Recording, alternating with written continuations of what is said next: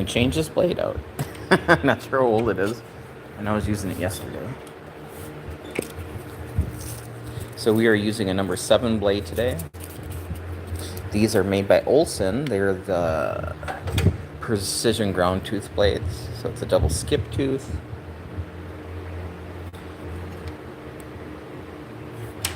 So these do cut nice and true.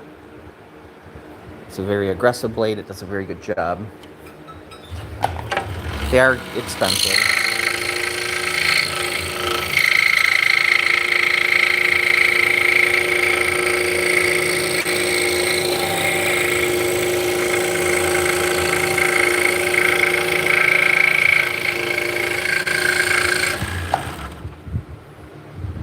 Hey Dennis, how's it going? Welcome in. You're cutting stuff out on the scroll saw today. Hey Dion, how's it going? Welcome back.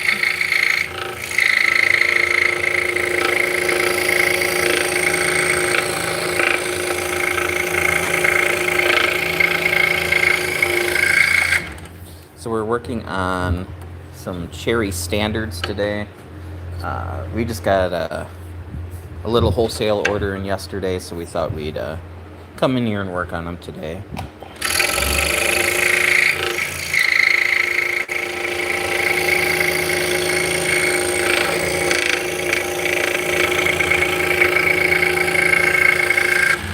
We still have plenty of shafts from yesterday, so should be a lot of scroll saw today.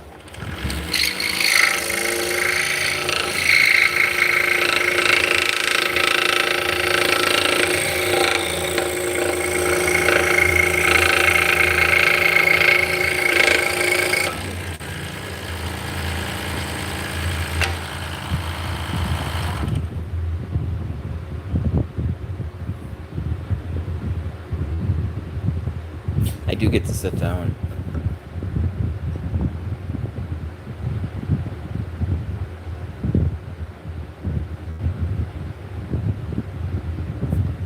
You know, yeah, the Bauer scroll saw is actually very nice for the amount of money. I mean, it's like everybody else has lost their darn mind on prices these days, but yeah. So this is a 21-inch Pegasus. This is my production machine. Yeah, the Bauer is sitting over there. It works just fine. Yeah. But yeah, this one was probably about 3 times as much. This was about $1,000. It's probably more than that now. I haven't even looked. Yeah, I mean, something about scroll sawing. It's nice. It's relaxing. Until you start doing it in a production setting, then not so much.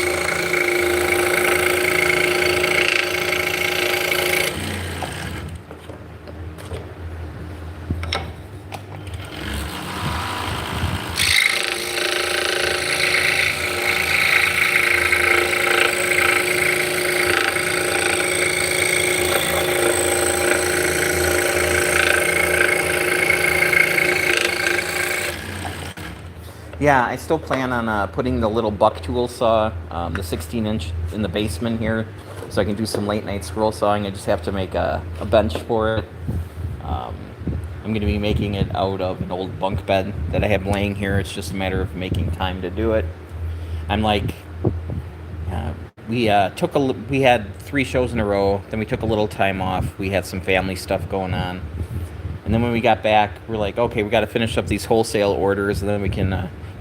I'll have time to work on other things. And we just keep on getting hit with little wholesale orders, which I'm not complaining about at all. Money's good.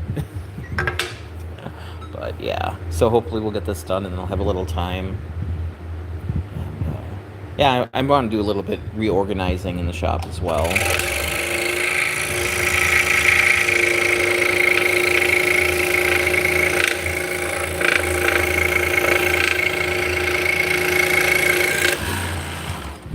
Hey Kiki, how's it going? Welcome back. So yeah, yesterday a couple days ago, one of the big fluorescent lights quit complaining. Oh, I hear ya. We had one of our lights go out, one of our fluorescent lights, so I swapped out the ballast with a different light. So got some on. I'm gonna get some on order. They're sitting in my Amazon cart. So we'll have a couple ballasts to replace yet, and then we'll have light again. And how's Alpha doing today?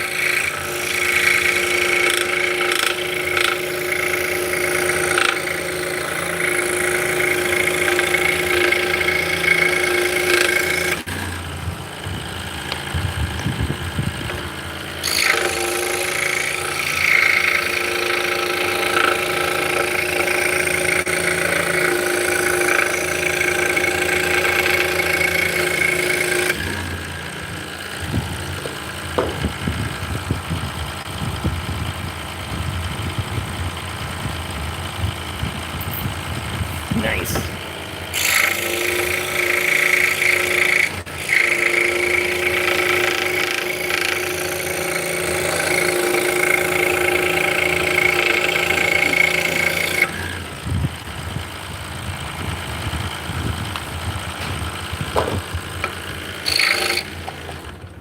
Yeah, so last year we got one of those Ninja Creamies, right, where you just freeze stuff and then it kind of makes it an ice cream.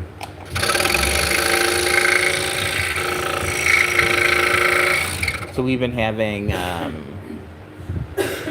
don't know, it's got almond milk and cherries and zucchini for some reason. This is cherry.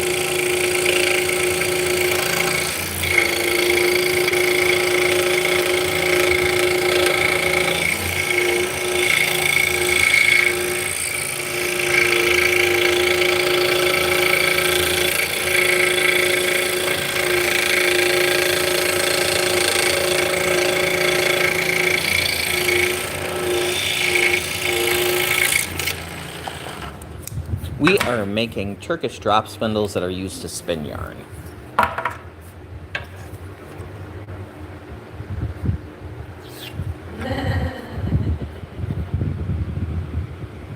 The best wood to practice would be whatever wood you could find. Anything you can find on the side of the road.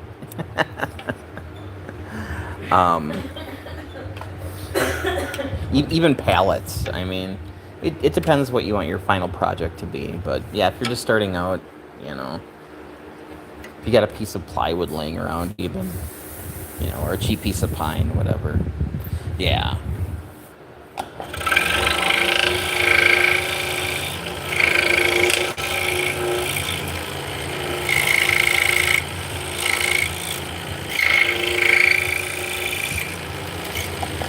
You know, and as far as the thickness goes, you know, that kind of depends on what kind of blade you're using as well.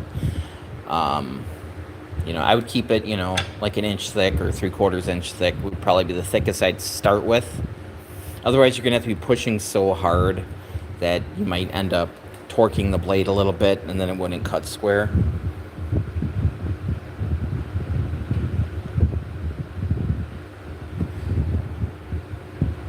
Yasef, hello, welcome in.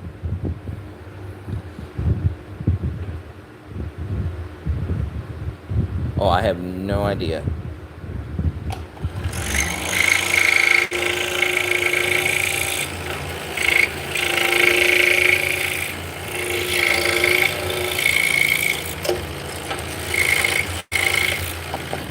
So what we just did was we cut out a little mortise.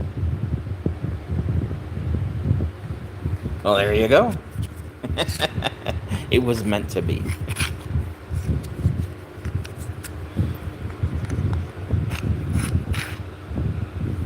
I am probably in between the 30 and 40,000 range, I would guess.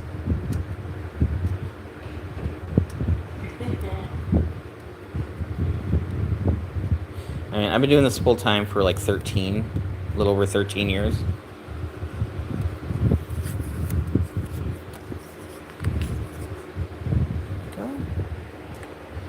I'm just gonna grab some shafts real quick. We'll shaft these up right away.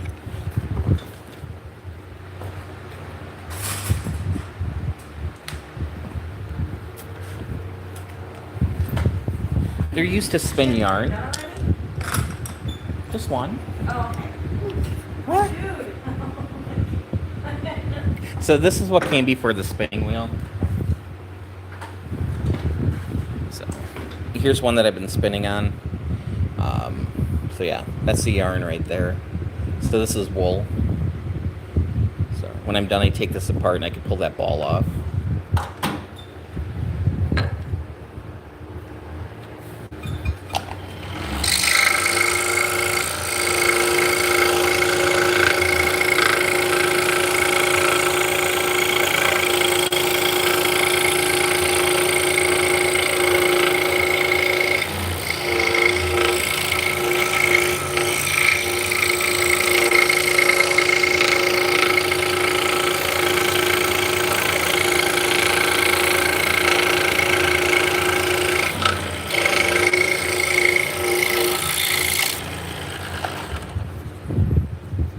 I do crochet. It seems like every time I pick up a hook, I end up with a granny square.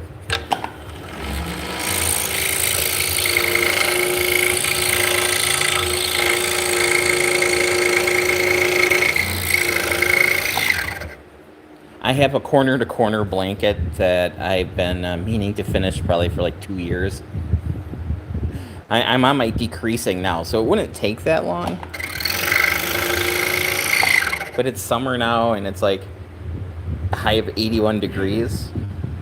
This is a scroll saw, so it's got a reciprocating blade, so it goes up and down. They were sold under jigsaws back in the 50s.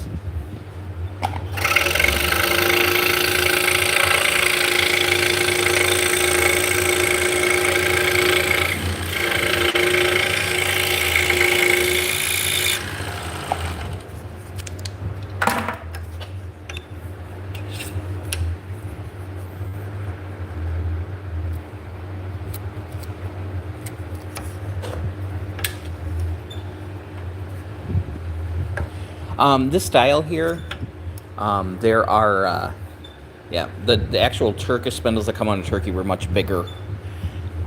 But yeah, they came up with the cross arm style. Kind of the size I would consider more of a Mediterranean size. So you might see more of the size, in Egypt, or even in, well, that's not really Mediterranean, but down into like Italy. Have I ever been cut by that blade? Absolutely. I usually catch myself about once or twice a year. This kind of saw here gives Band-Aid injuries, so you're not going to have to go and get stitches. You just slap a Band-Aid on and away you go.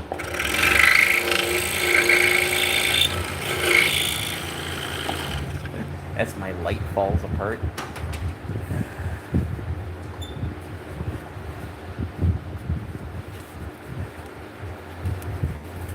Get that Velcroed back up so it's not glaring in my face. Alright.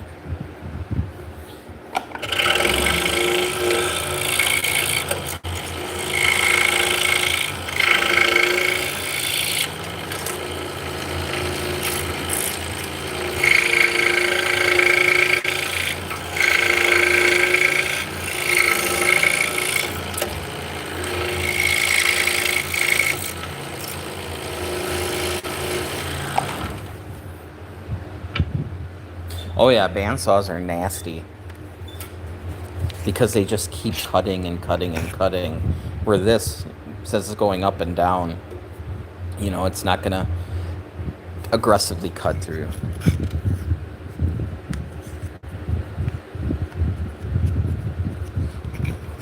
You know, for very thin yarns, have you ever spun pure silk or cotton? Yes. On a small Turkish, absolutely.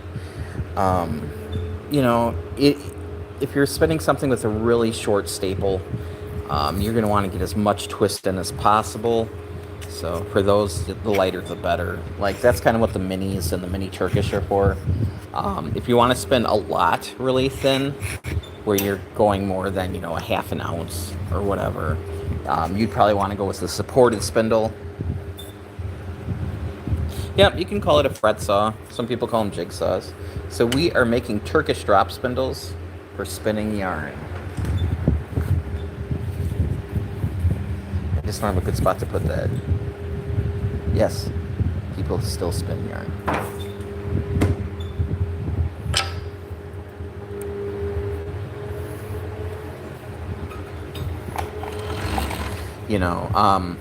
A lot of times when you talk about fret saws, they're, the handheld version, where they're more like a coping saw, where you do them by hand. So yeah, it's like a powered coping saw or fret saw. Hey Marcos, how's it going? Welcome in.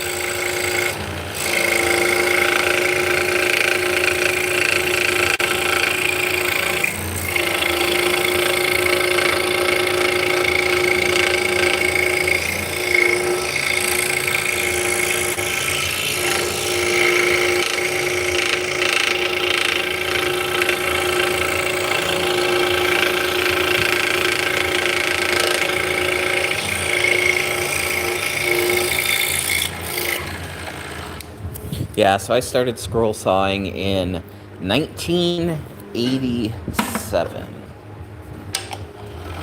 It was the best of times. It was the worst of times. Certainly was not an epoch.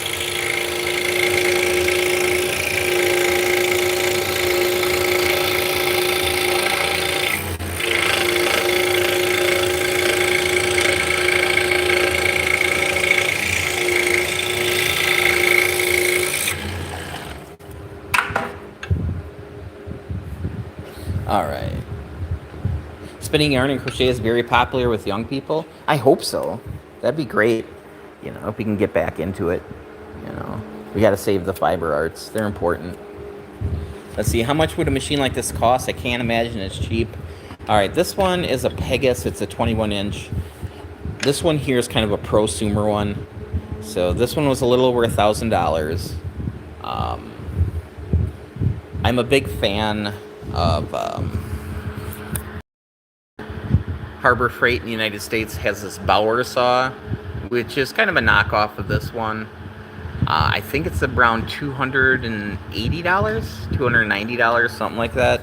And it's a decent saw. I did a review on Buck Tool on their 16-inch, which is double parallel arm like this saw.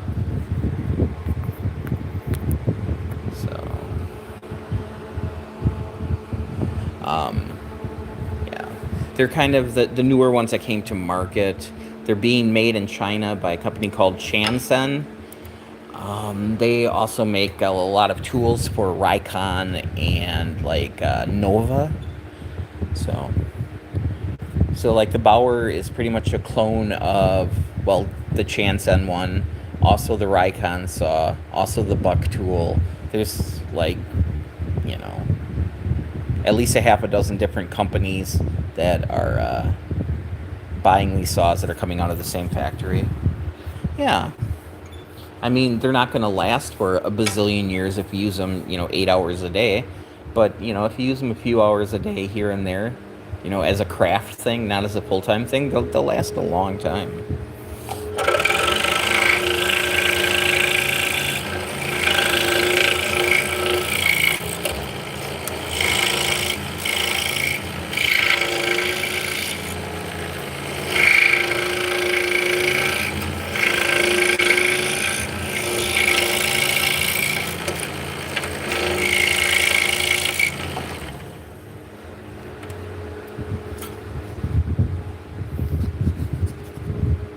Hey, Hick, welcome in.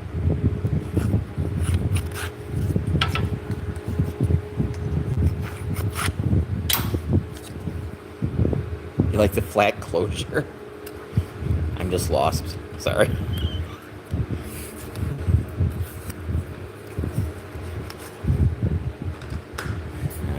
So we're making these on stream 2 days ago, I believe.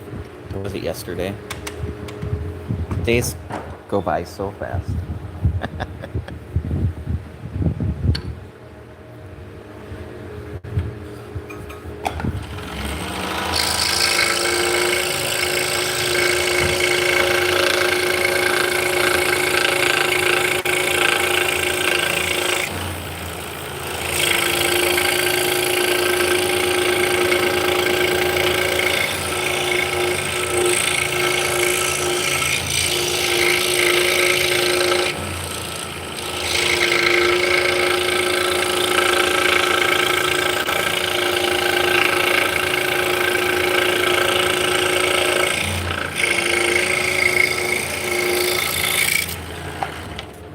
So there's a lot of, this is a double parallel arm saw. There's a lot of single parallel arm saws on the market that are 16 inches, and they're usually in the $100 to $150 range. They're a fine beginner saw, but they're something you're going to outgrow. They just don't have, these are plain end blades, and those saws prefer pinned end blades. So it's a different blade that's a lot bigger. And if you want to use a smaller blade, you have to use an adapter, and it kind of takes a long time to get everything in the adapter. So if you're doing a lot of inside cuts, it would just drive you insane. Like if you go on TikTok, Garvey is, offering your stuff on the TikTok shop, and it seems like everybody and their brother, you get like a $5 commission, but if you sell 3 of them, you get the saw for free.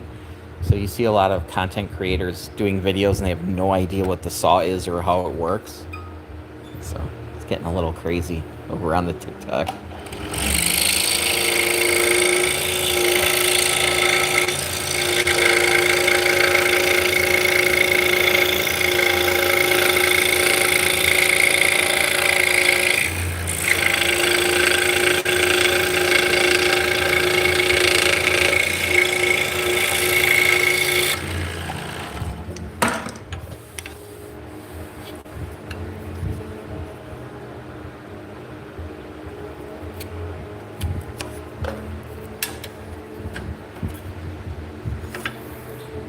That's where these double parallel arm saws shine.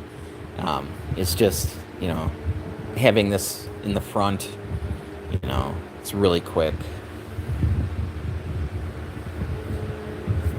You have an 18-inch C-arm, customized to accept plain and pinned blades, nice. And a variable speed foot pedal, awesome.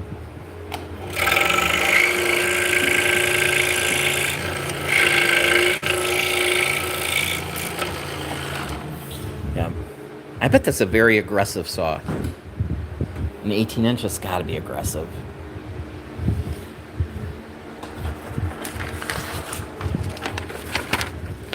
So, yeah, a C arm saw is just that. It looks like a C. And then the blade gets clamped in here. And then it's on a pivot. So, it makes an arch. So it arches back and forth. So that usually gives you a very aggressive cut compared to one where the blade is going, up and down.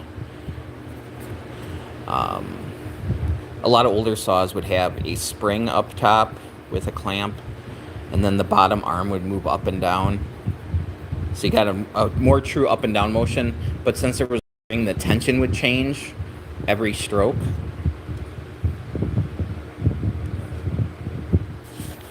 These are double parallel arm saws. What a parallel arm saw does is there's 2 arms. And then there's usually a screw mechanism in the back to clamp.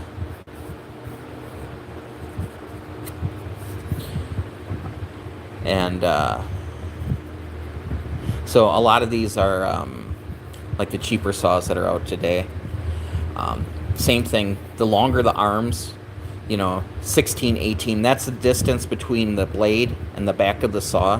So this is a 21-inch So I could take a 21-inch piece of wood and send it all the way through, and it would cut through. So a lot of these saws are 16-inch. The longer the arms are, the more it's going to be oscillating. So this is a double parallel arm. So what they did was, instead of having one really long arm, it's got a linkage that attaches to a short arm. Change this. We've seen it already. Okay, that's fine. Even though we've seen others too, but I'm like, we've done this. And then there's another one on the bottom here, and they tie together. And the same on the bottom. That way, you're not getting that huge oscillation because the pivot is only it's like 4 inches. So that's kind of the big thing with the double parallel arms. They don't oscillate as much. This saw here, you can adjust it. A lot of the less expensive ones you can't. So there we go.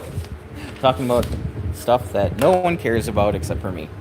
So let's see. Hey, Noodle, how's it going? You just got into scrolling after gifting a 16-inch Craftsman single speed. It's a hell of a lot of fun, even though I can't do a reliable straight line yet. How often do you recommend changing blades? A good rule of thumb is people say every 15 minutes. I run mine until it's not, cutting well. If it starts burning, or if you notice it takes more pressure.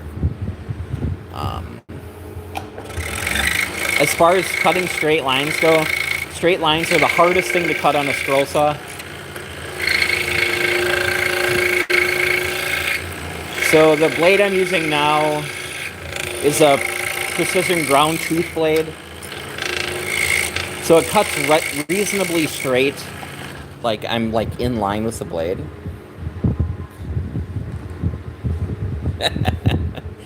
It all depends on what you're doing.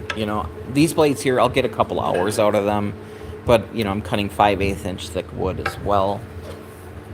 But the blades are stamped out, so one side's going to be it'll have a burr on it compared to the other. So in order to cut a straight line, you're going to have to pivot and kind of cut at an angle. This would be straight. You'd almost have to cut at a slight angle in order to follow the line. It'll take some practice, but you'll get the hang of it.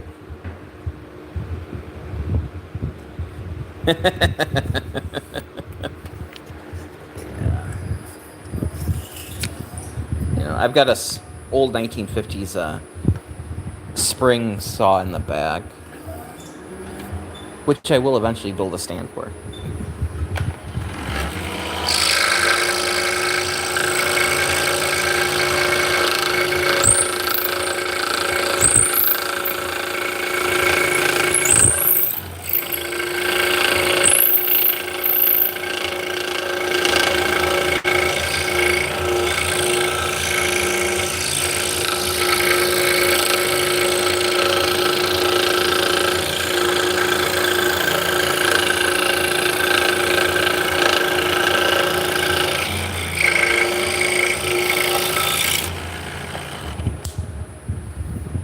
Oh, they make them bigger. They make 30-inch ones. Yeah, I started out with a 16-inch Craftsman. It was a parallel arm saw, and it had a big plastic blade guard that was spring-loaded to go to the top. Yeah, I spent a lot of years on that saw. Yeah, foot switches are nice. This one I got 2 switches. I got one there and then one over here. The one over there is a Deadman, which is hooked up to my drill press right now. And then this is locking. So if I want to start the saw, I press it once. And then to shut it off, I press it again. Where the Deadman, you'll be able to hear the drill press. I put my foot down, starts up, take my foot off, and it shuts off. So I can switch those over depending on the project I'm cutting.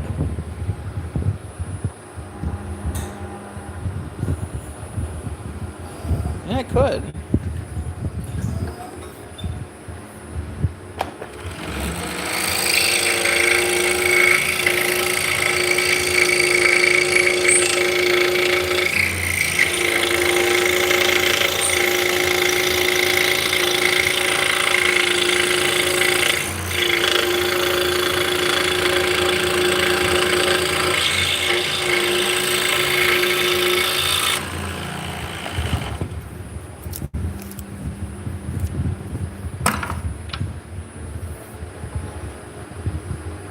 Missing the blade guard, yeah.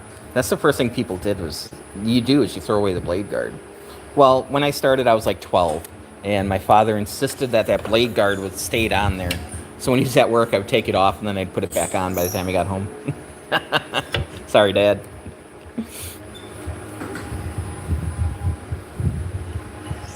You've seen Chinese cutting bone and all kinds of craps?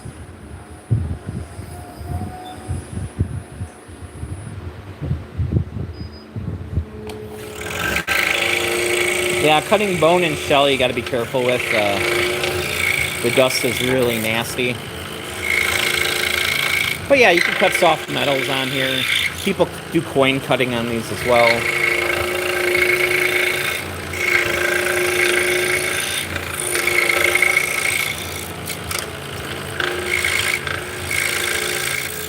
Yeah, they make jeweler blades as well, so you know you can cut through metals.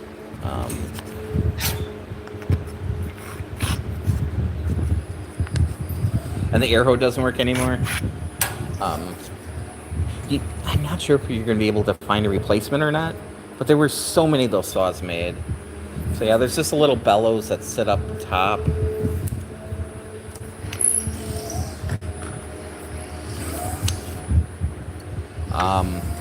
On mine, I ended up taking a fish aerator and running that up. And that's what I used to blow the air, to blow the dust away.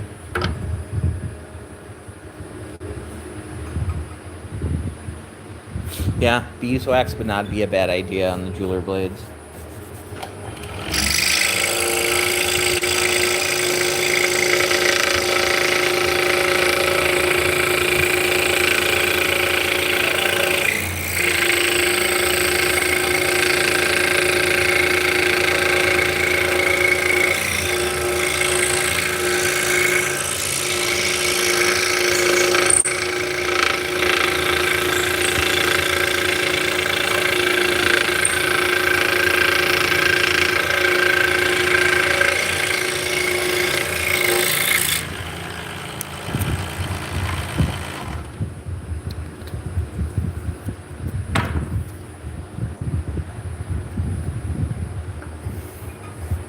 Oh, you got a little green one?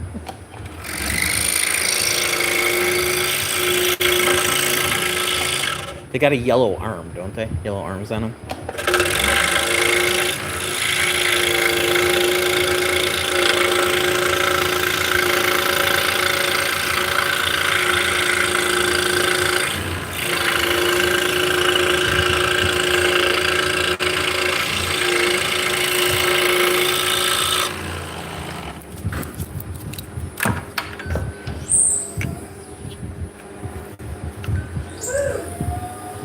That sounded exciting. So, yeah. When we have an order come through, 9 times out of 10, you'll hear Vicky going, woohoo. So, she seemed really excited.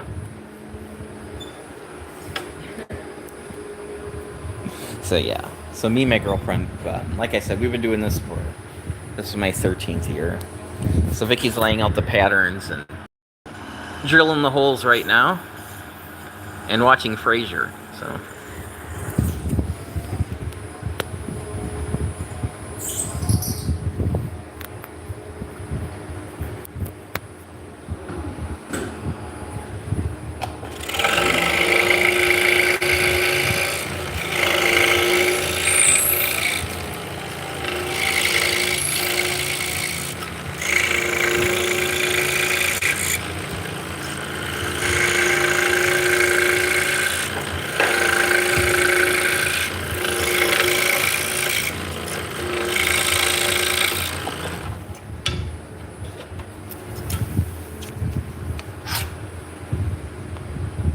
We are making Turkish style drop spindles for spinning yarn.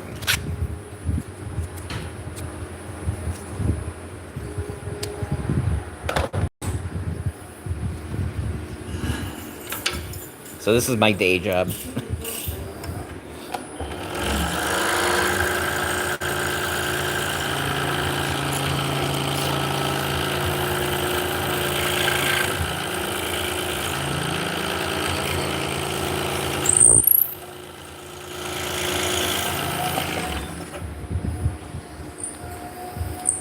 Oh, I could see that.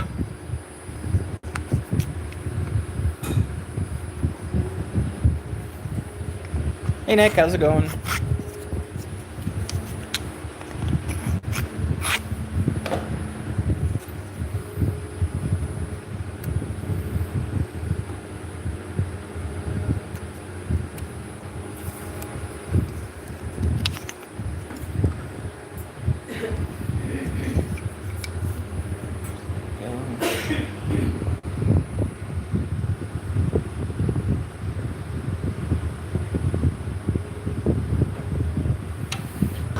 So here's one that I have been spinning yarn on. So we're winding on a center pull ball. When we're done, you can take it apart and take the ball off.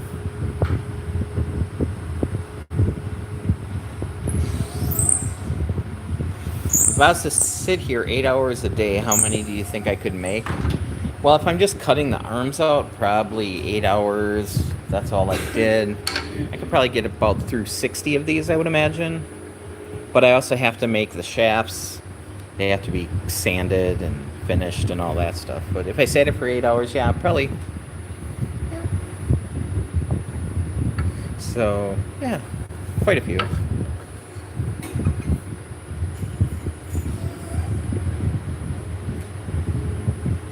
Well, I was spin. Yeah, this is what came before the spinning wheel. That makes sense. And we are cutting these out on a scroll saw.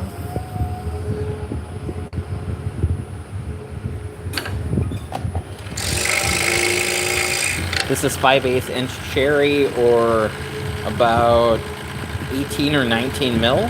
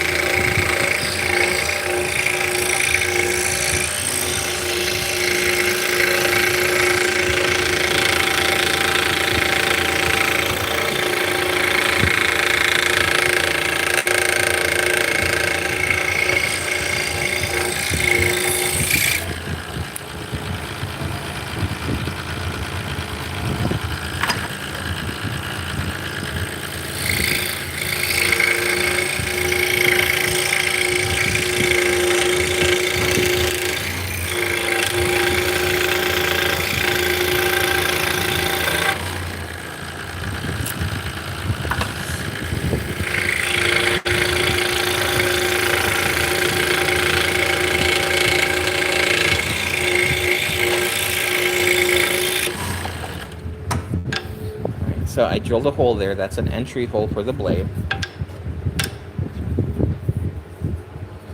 So I'm just going to mark here.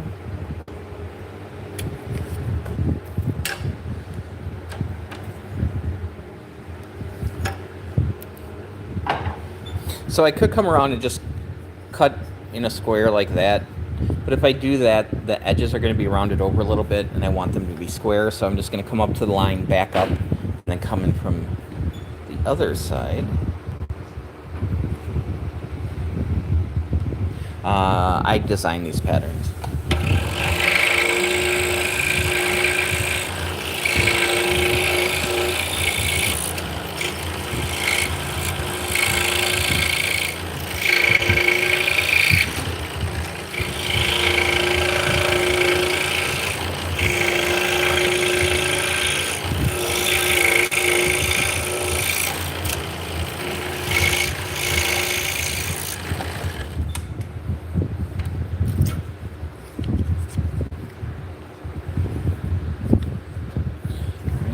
So now I'm just going to run this rat-tailed bastard file through, just to verify that the holes are all centered, that I can go together in both directions.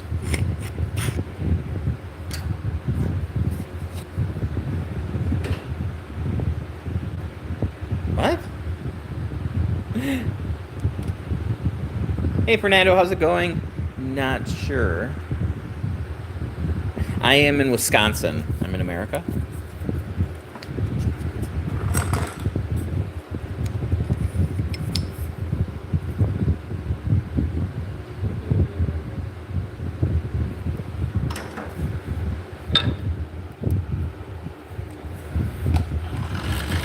So we're cutting cherry.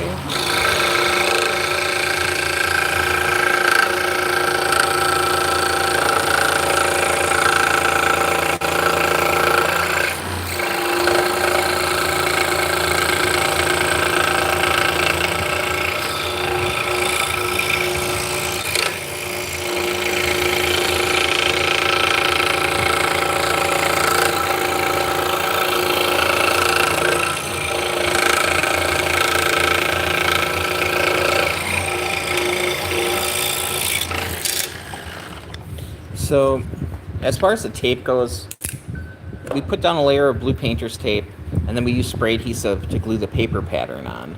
That way, when we're done, we can just peel the paper pattern off. We don't have any residual tape or anything to deal with. For many years, I would just use spray adhesive directly on the wood, and then put mineral spirits on the paper to dissolve the glue to peel it off. So, although that works, I don't want to be soaking in mineral spirits day in, day out, so this is what we do. The tape also helps lubricate the blade.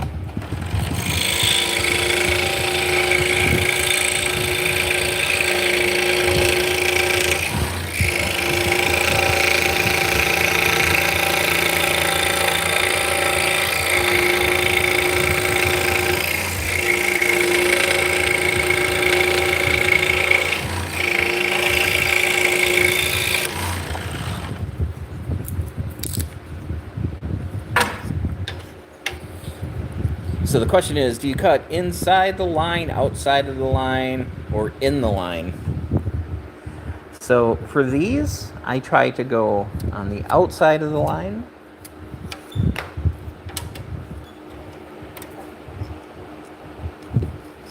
So I have another one here. Well, I'll go on the outside of the line, except for there's a shared line, and I will split that.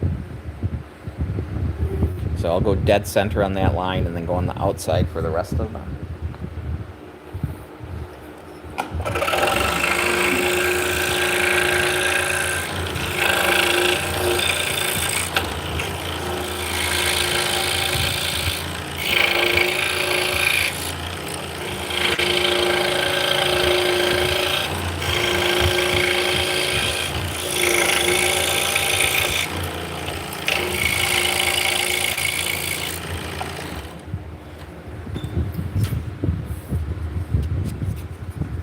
Hello!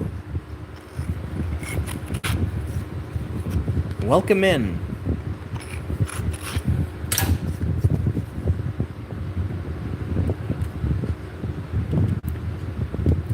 Tape peeled up. We are making drop spindles. These are Turkish style for spinning yarn. Should really get a post-it note. Sorry, the girlfriend's walking behind me with a piece of wood. Thought she was gonna hit me with it. She's like Hacksaw Jim Duggins. Wooden helicopters, that would work too.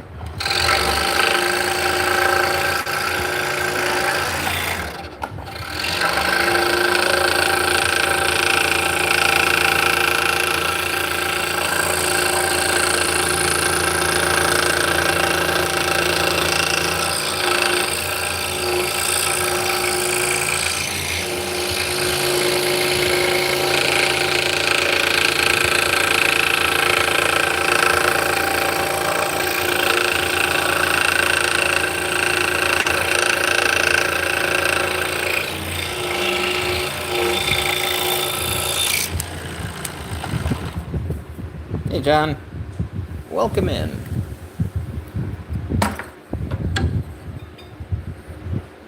Let me grab a post-it note.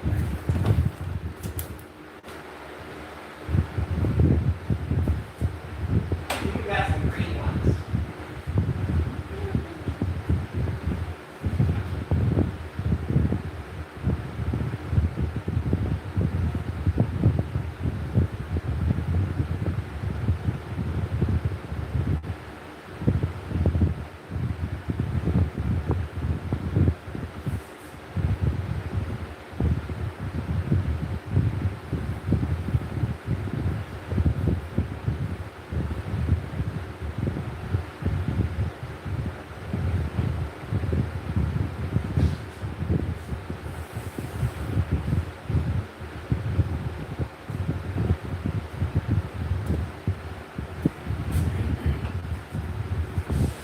Hey, thanks for sticking with me there, guys.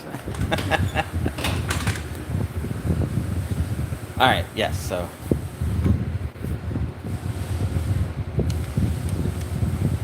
Oh, thank you.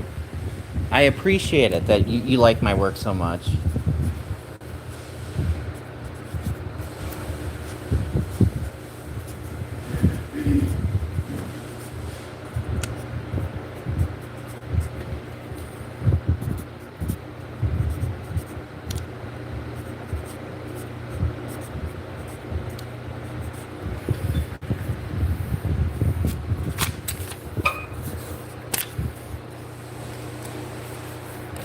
Maybe legible, we'll see.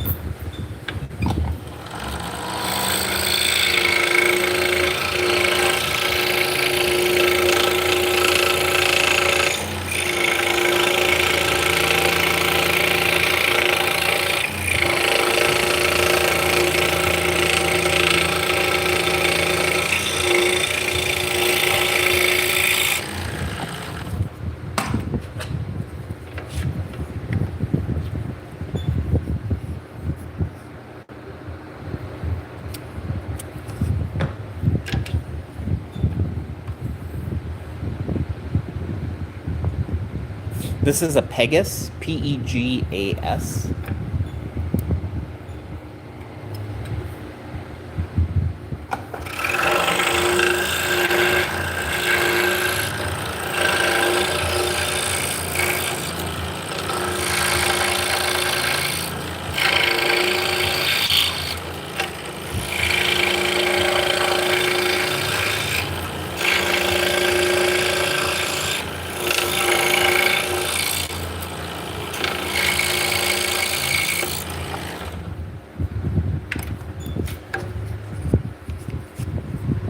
Hello, X. Welcome in.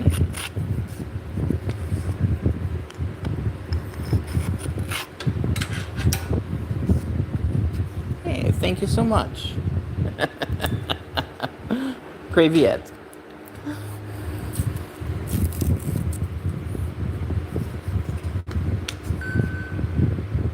Yeah, so this is 21 inches. So from there to there is 21.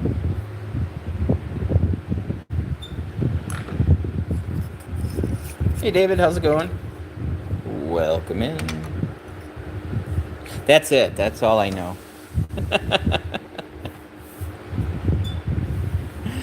Just one. That and, you know. Yep, that's about it.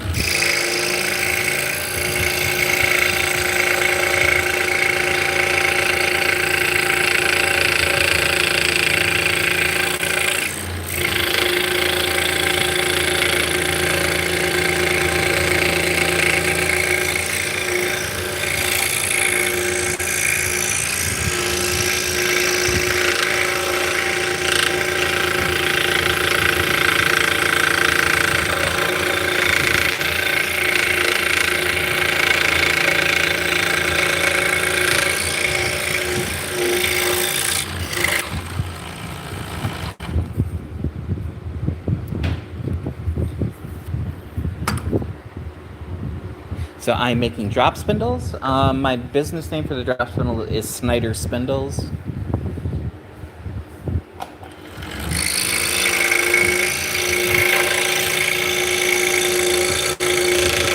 So I've got a website, also on Etsy.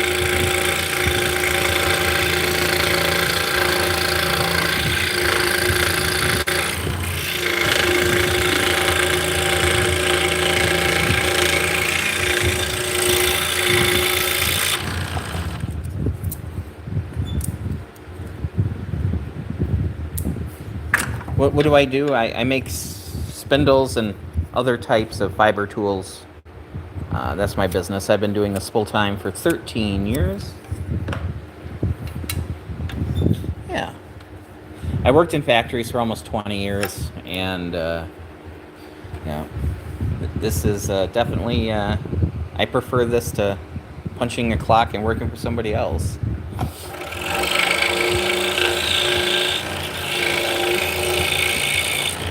The only reason we're here today is we got a wholesale order for these, So we wanted to get them made so we can get those sent out tomorrow. So.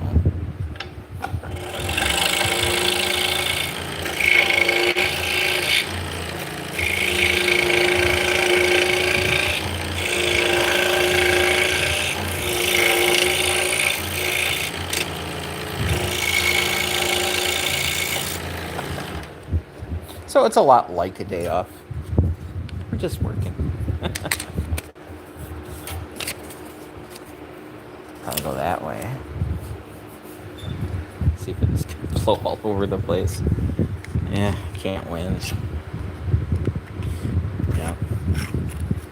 Yeah. I still have all my fingers, but thank you. I'll look out on that.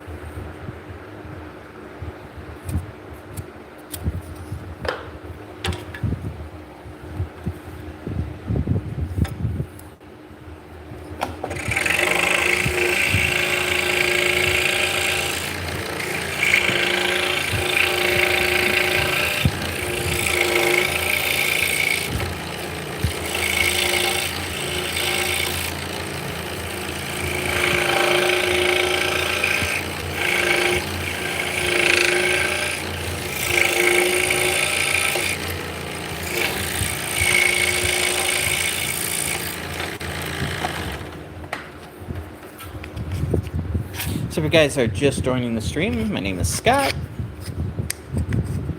We are making Turkish style drop spindles. Currently we're making them from cherry. We are cutting them, the arms out on the scroll saw.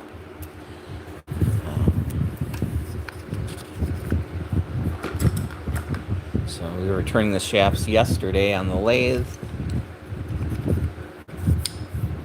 The day before, I don't remember.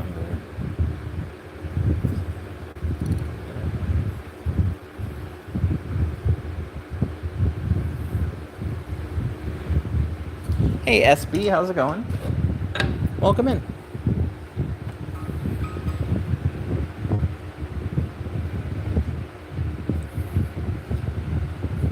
Hello, sir. Welcome in.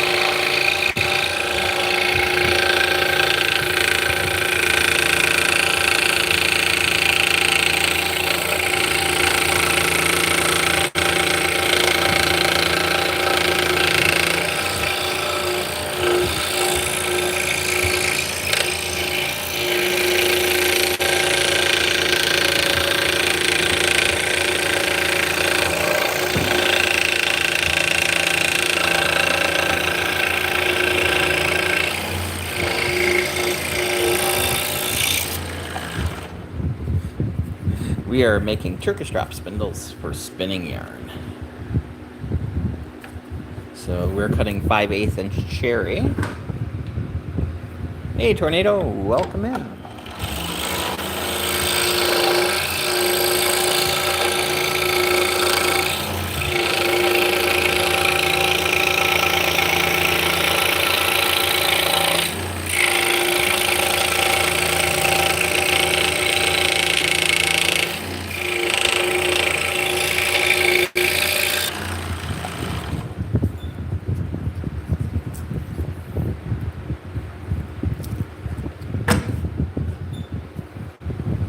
Hey, Darvin.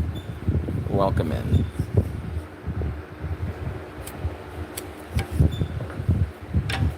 Yep, so we're cutting them out on a scroll saw. This is a 21-inch Pegas.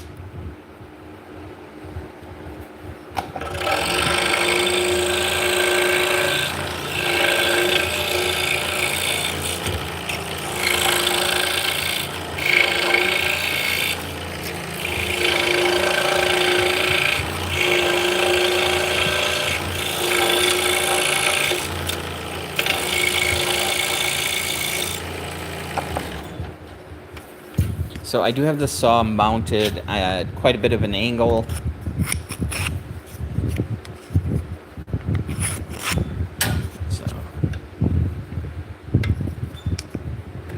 So by doing it this way, my scrap comes off the table, and then I got a 5-gallon bucket underneath that catches the majority of it. I am also sitting in an office chair, so it's much lower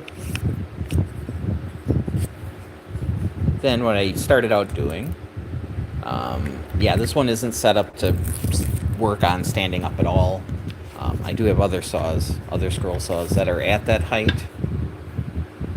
So this one is get in the computer chair, sit down, and you're going to be here a while kind of thing.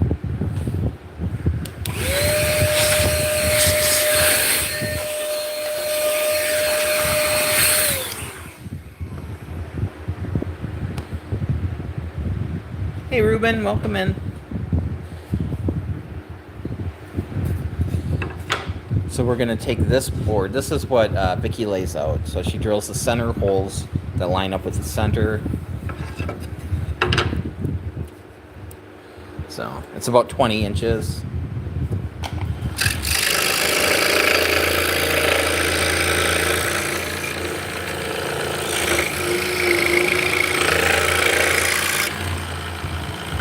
And then I'm just going to break them down into individuals.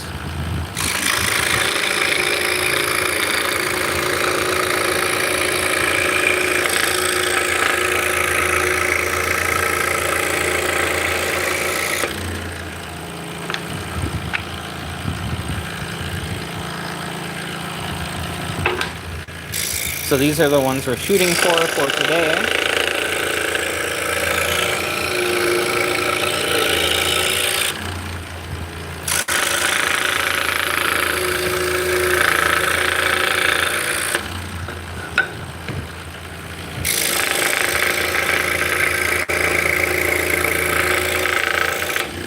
We got one more board.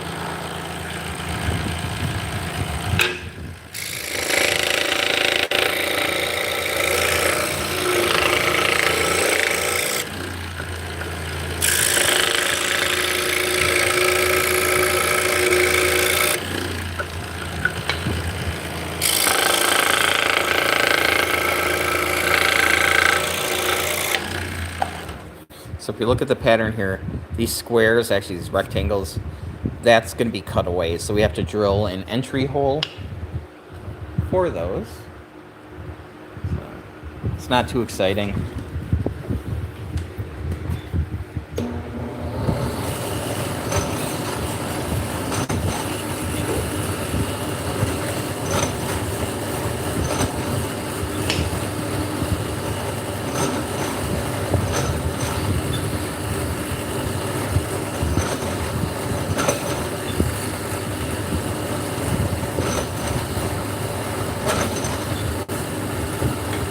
We're almost halfway done already. So.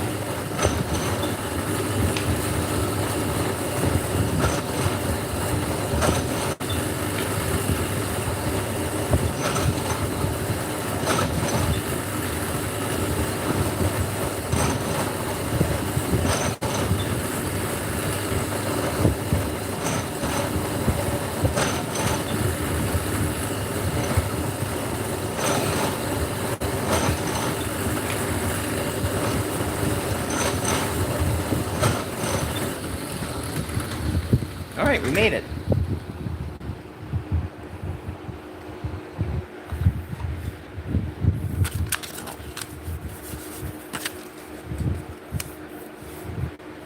I don't think that's gonna work out. Yeah, that's all right.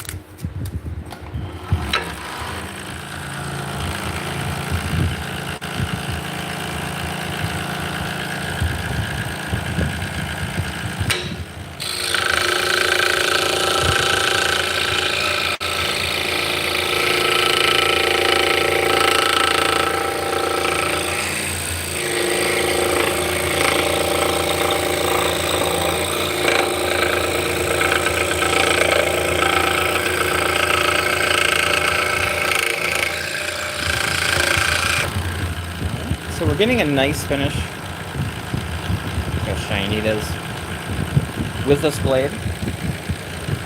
That being said, we are going to swap it out. We've been going for an hour. This blade is going to be a little bit dull. Grab another one.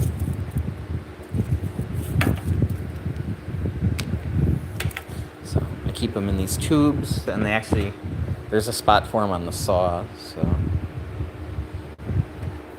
you can have 12 different blades in tubes, 6 on each side.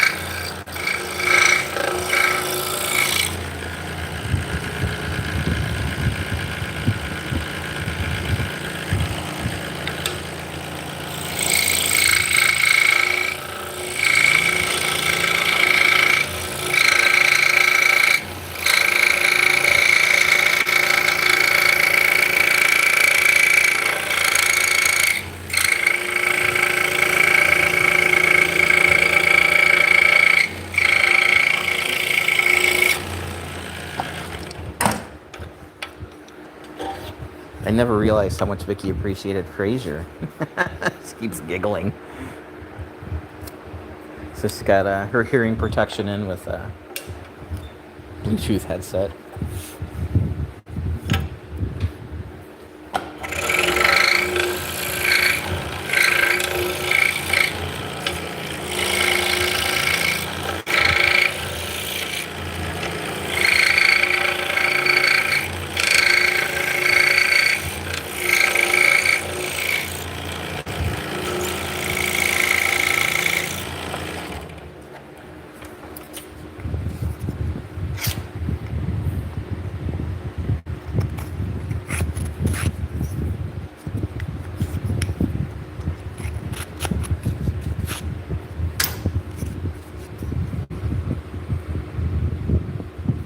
Hello, Rainer. How's it going? Welcome in. If you guys have any questions, feel free to ask.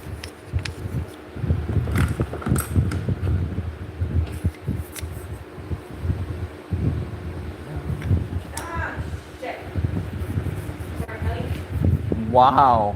You kiss your mother with those lips? Probably not. You need a shovel for that, yeah. Hey, Leon, how's it going?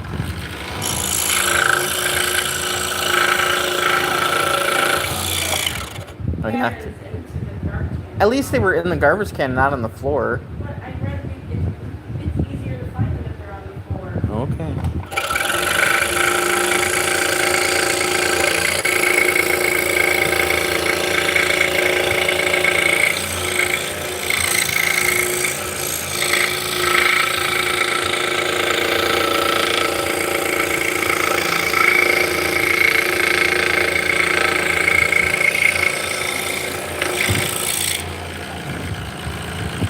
I don't trust her.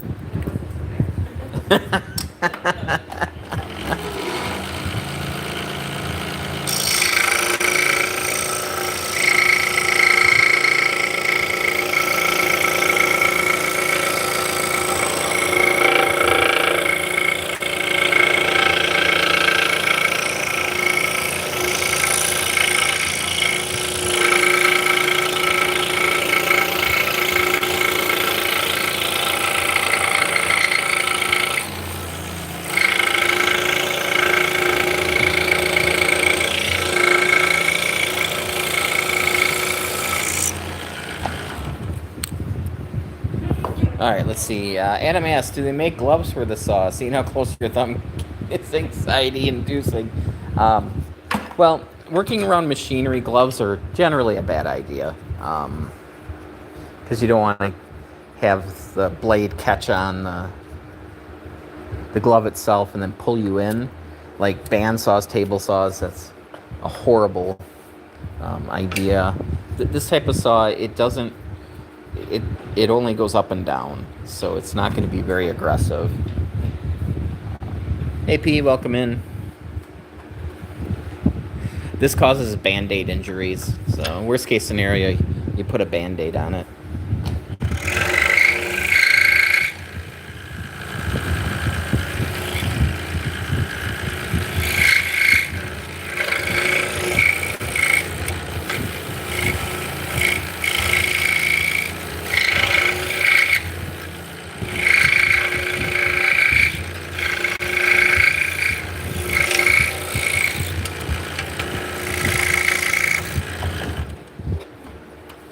So I usually catch myself maybe once or twice a year.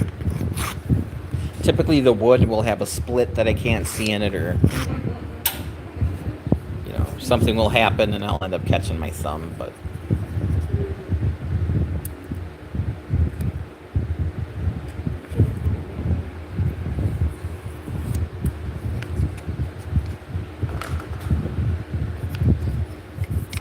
I don't think we need to have chainmail for this.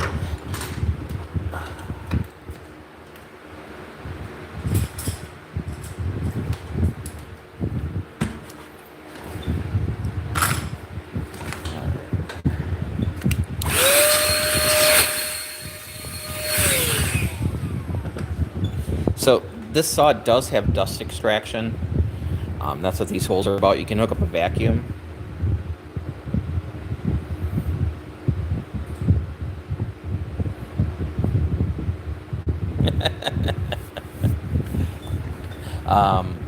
I don't even. Nope.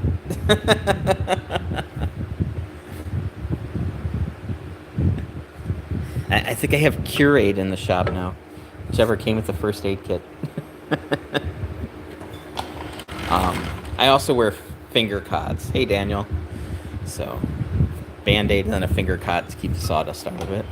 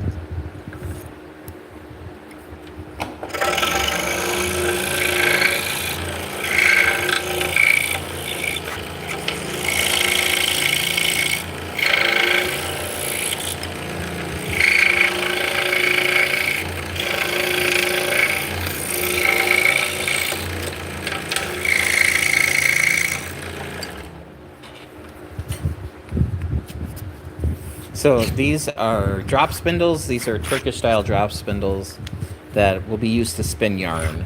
So this is what came before spinning wheels.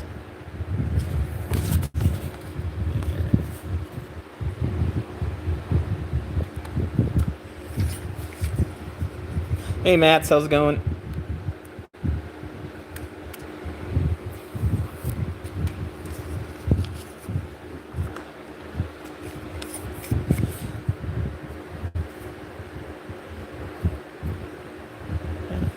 So it's just basically a flywheel on a shaft.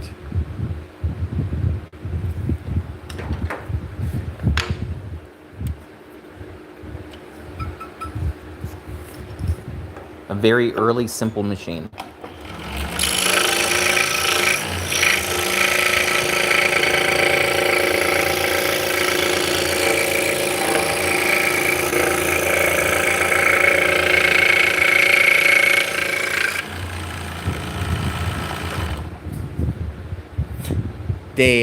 Yes, they need to be balanced. Balance is very important. So the next step is sanding and balancing after this. So.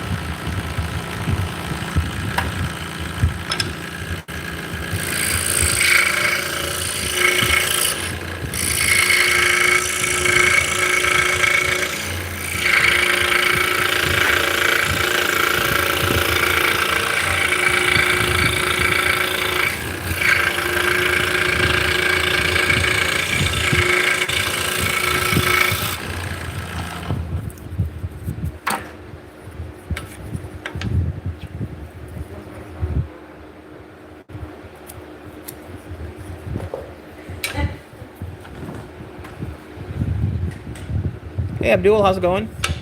Welcome in. Ooh, water. Thanks, baby. I just said thank you. You're welcome.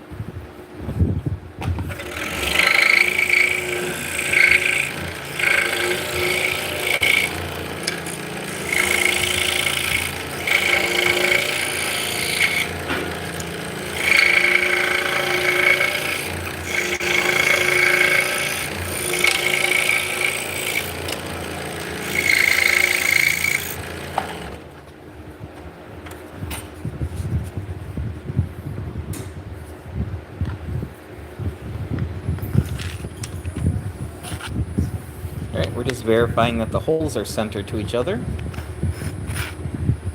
Which they are. Take the pattern off.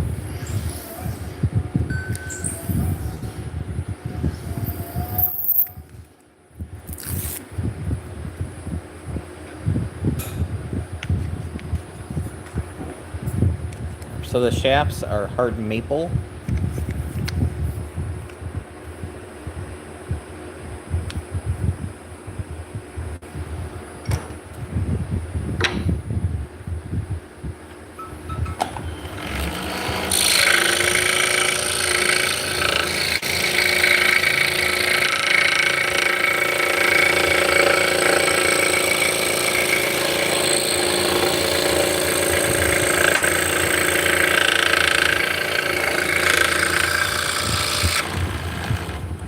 Yes, hard maple.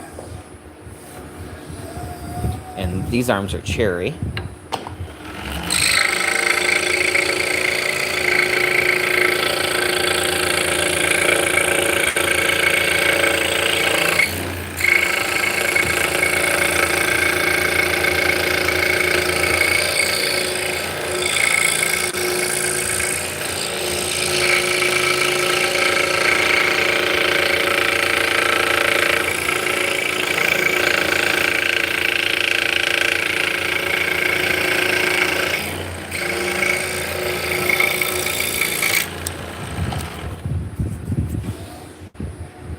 You know, on paper, like hickory or ash would be great for the shafts. But I go with hard maple because the pores are a lot smaller. I mean, it's a strong wood.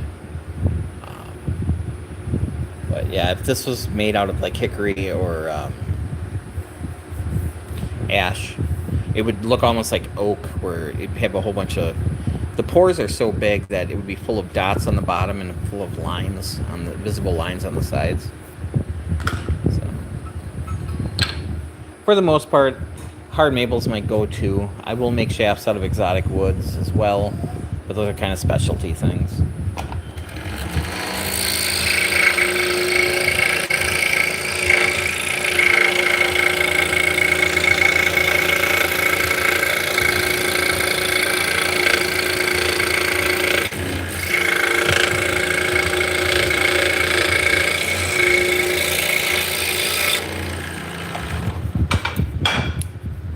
Yeah, we are making drop spindles. These are made for spinning yarn. So this is what came before the spinning wheel.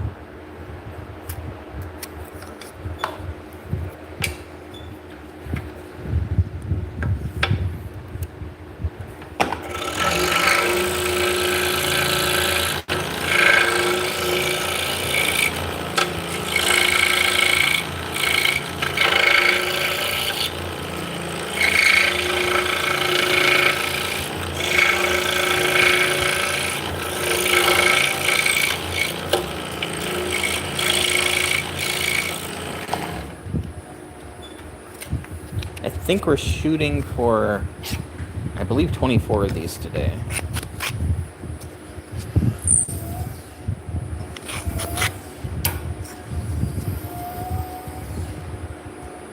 I think we need a dozen for a wholesale order that we're trying to knock out.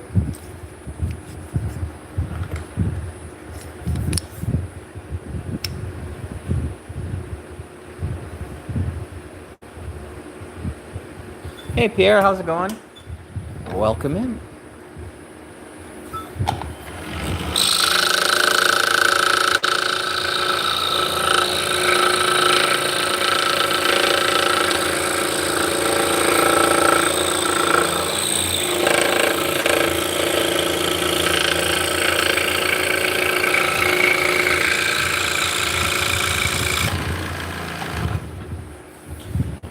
So this is a standard.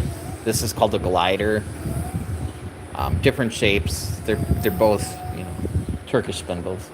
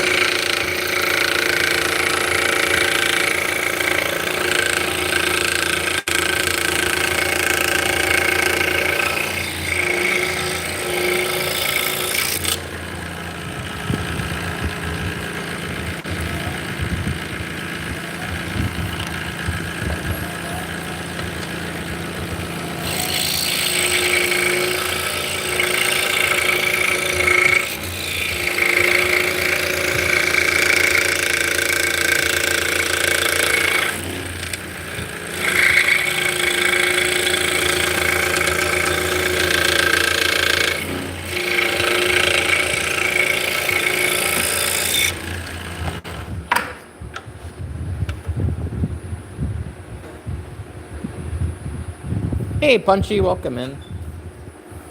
Hope you guys are having a wonderful Sunday.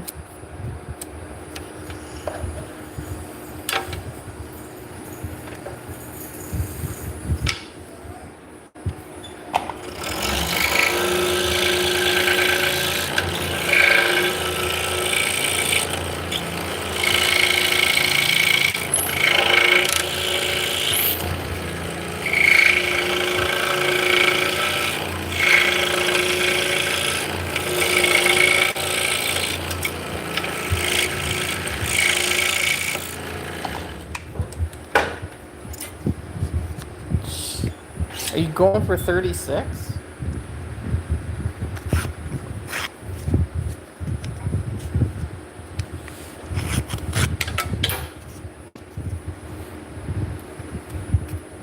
bringing more over.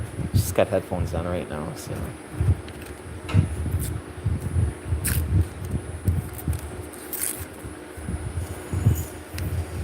You just cut a mortise out.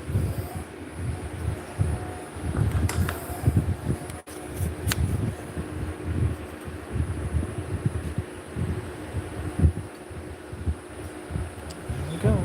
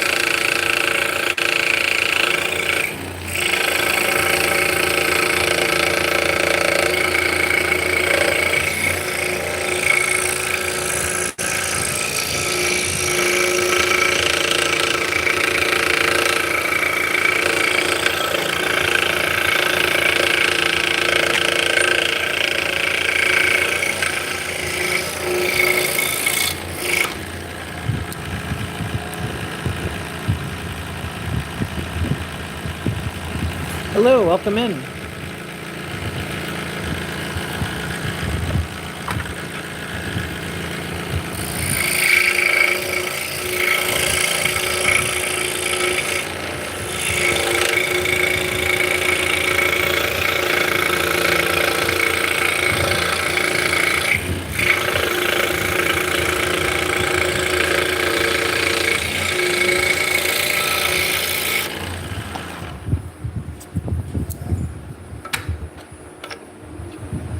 Hey bud, how's it going? We are making Turkish drop spindles that are used to spin yarn.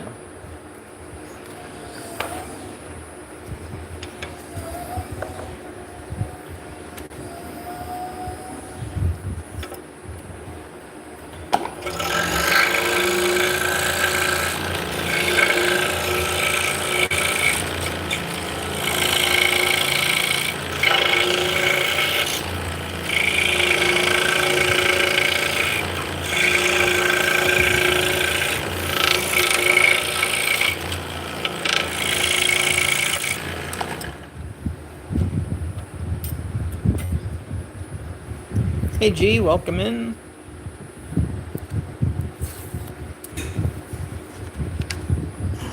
We're making Turkish drop spindles for spinning yarn.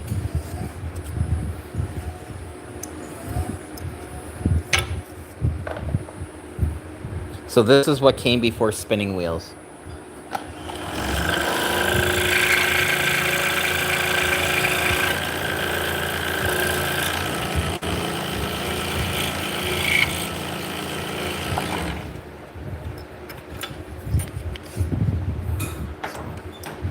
Here's one that has some yarn that I've spun on it.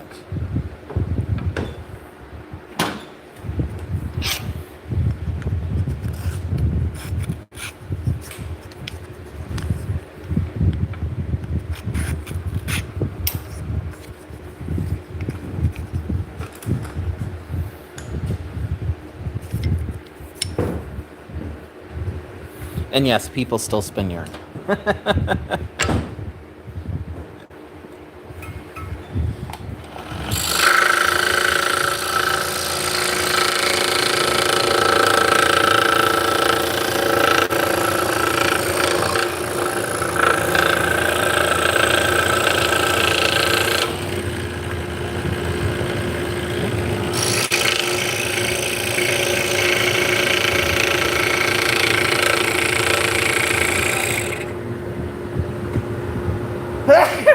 Excuse me.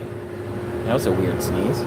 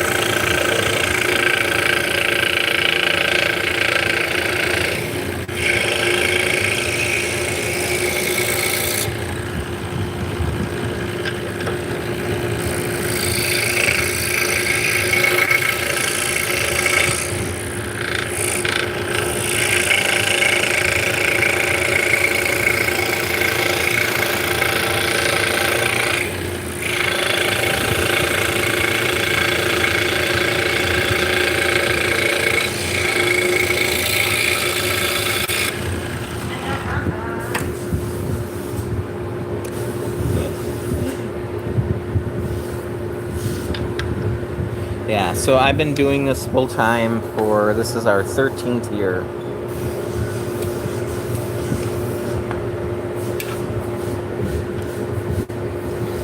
So we've been doing it for a minute.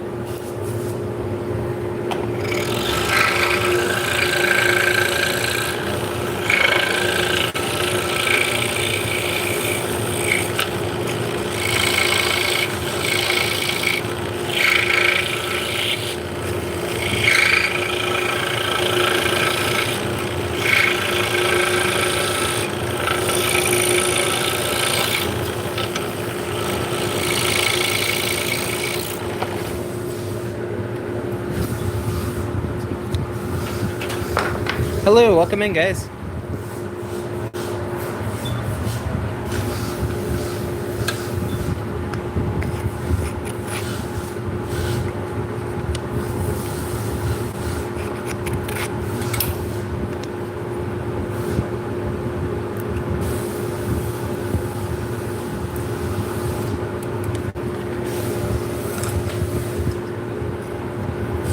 Yep. We're cutting on the scroll saw today.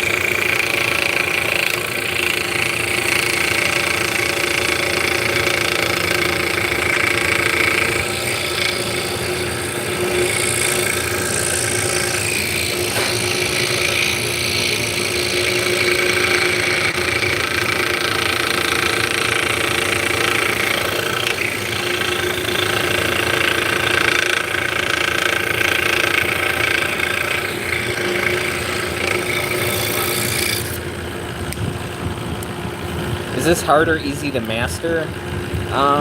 It just takes time.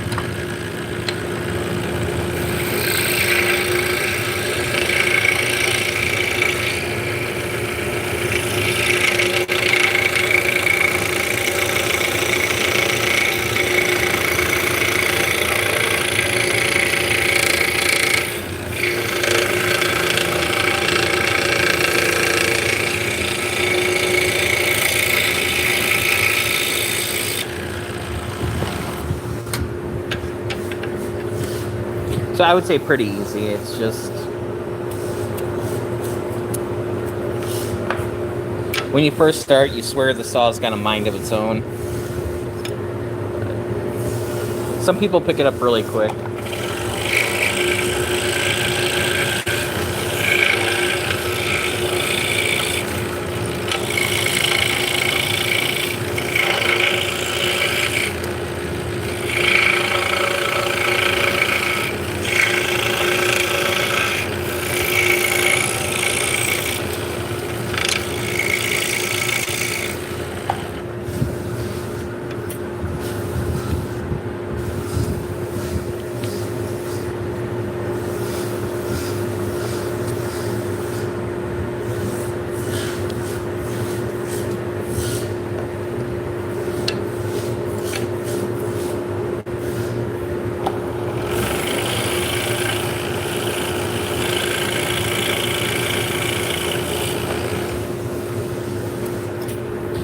Kind of hard, you know. I've been doing this. I've been using a scroll saw for around 39 years, so it's kind of hard to.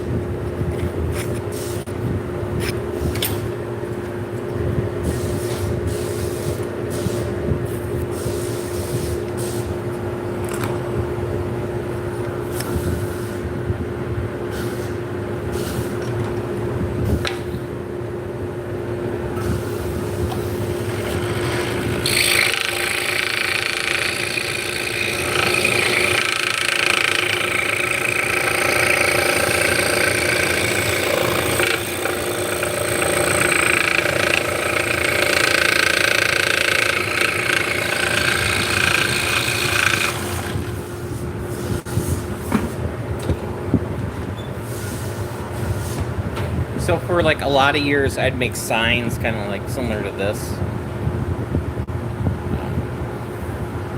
Little shelf setters. You know, yeah, back in, I was started on Etsy in like 2008, selling this kind of stuff, a lot of food oriented stuff, a lot of bacon signs and, you know, kitchen signs, lots of toys.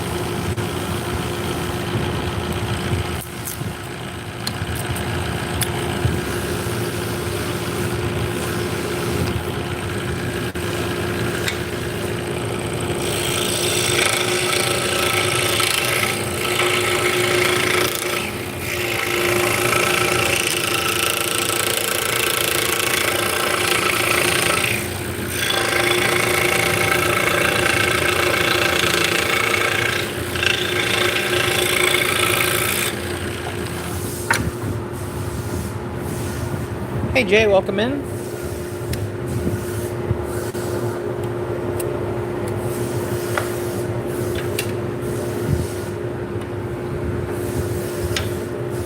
All right, I do have to go grab my meds. I'll be right back. We'll spy on Vicky sanding until I get back.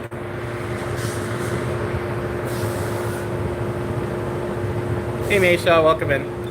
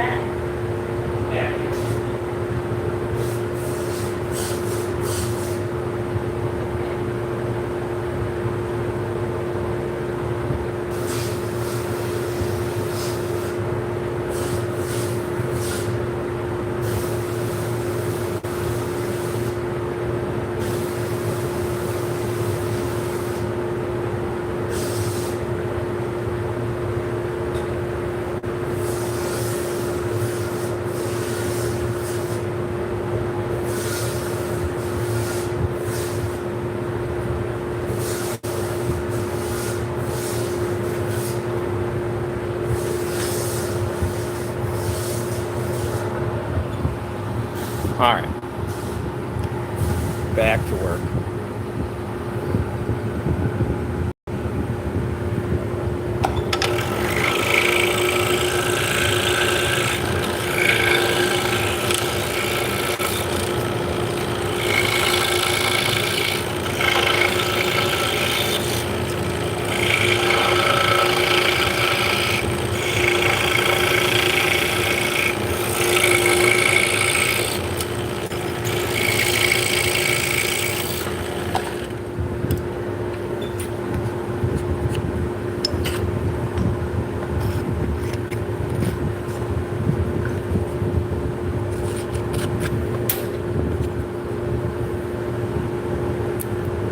Pattern off. There you go.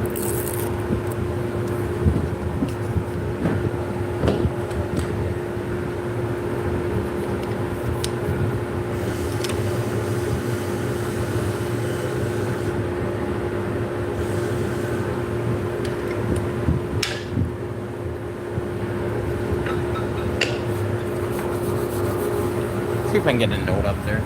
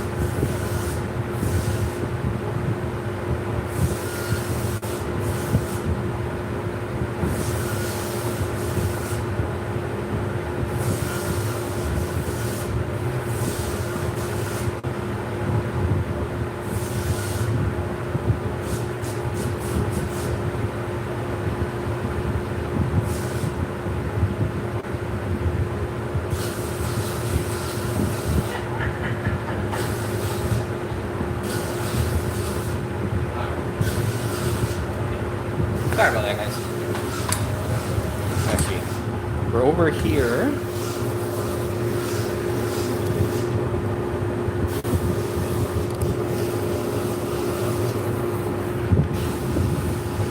There. Hey, Courtney, how's it going? Welcome in.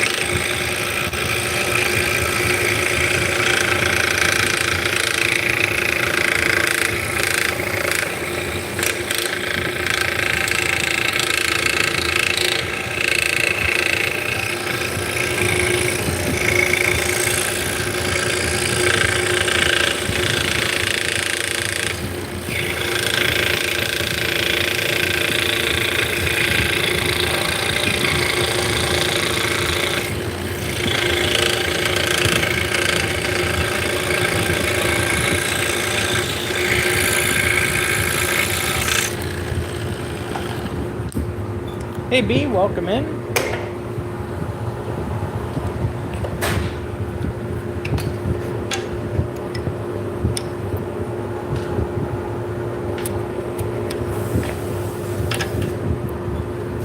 Now we're going to cut out the mortise.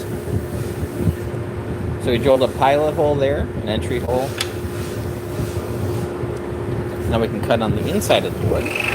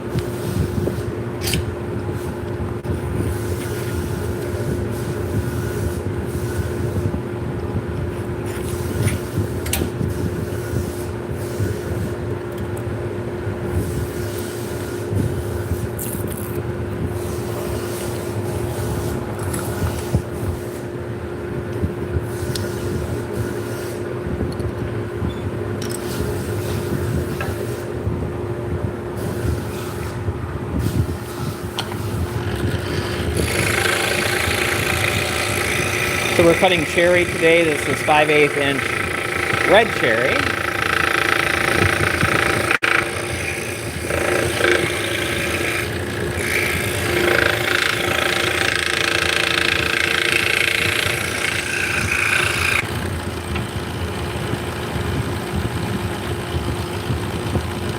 So this will get a nice patina over time. It'll darken up. In like 2 years, it'll be gorgeous.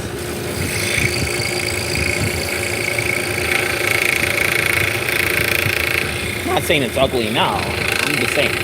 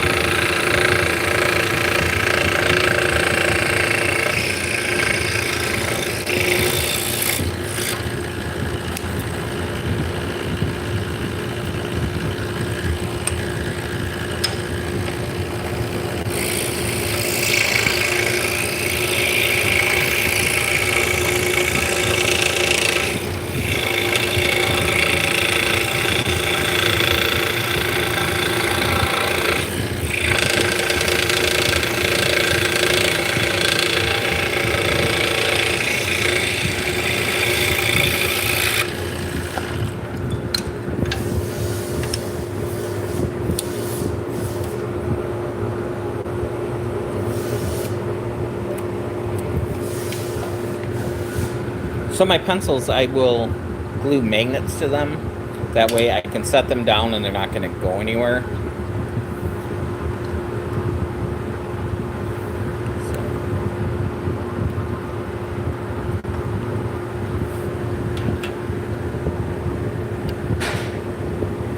There's nothing worse than trying to chase down a pencil.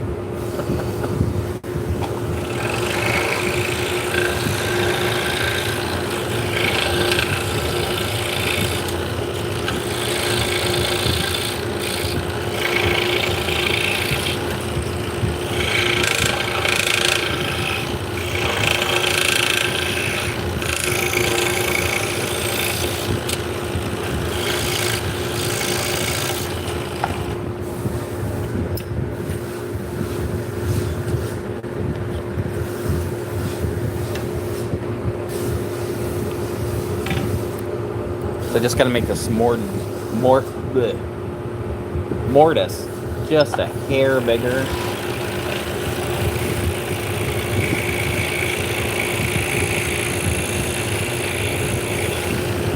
So I'm taking off maybe a 0.5 millimeter.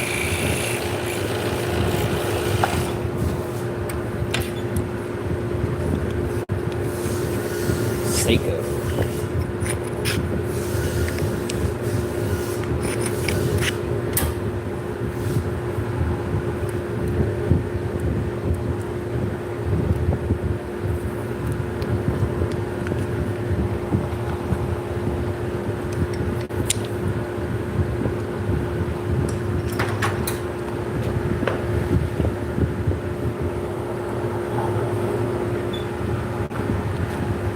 So I thought the game plan for today was to cut out 24 of these. This batch here will be 36, so I'm just saying. Not what I thought we were doing today, but that's alright.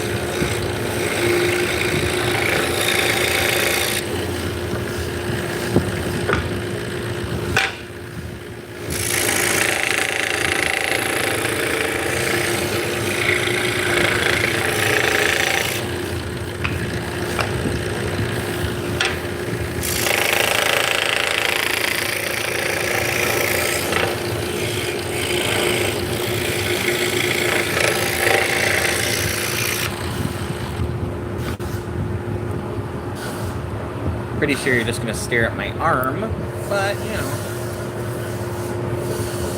that's pretty exciting, too. So we're just going to drill the entry holes on these.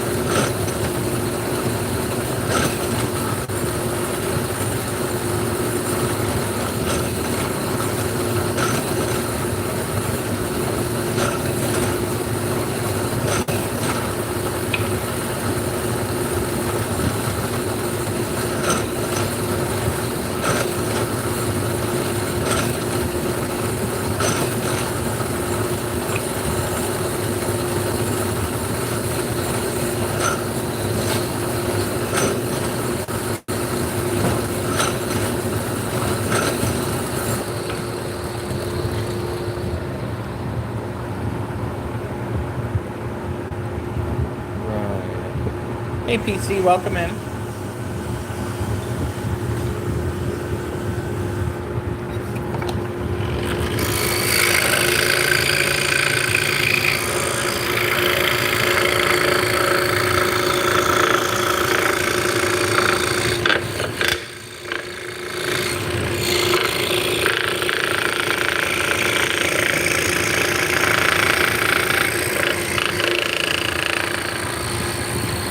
Hey B.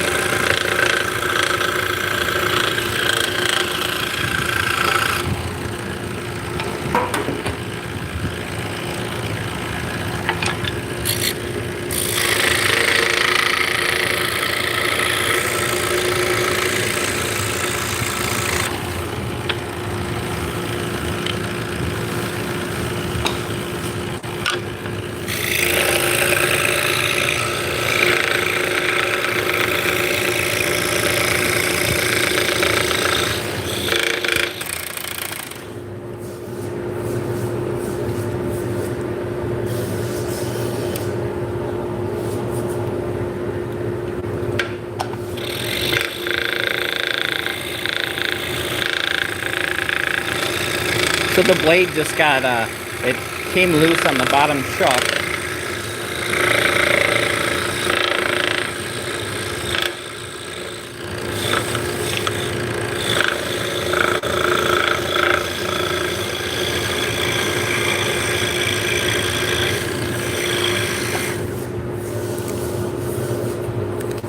Peeling the tape off.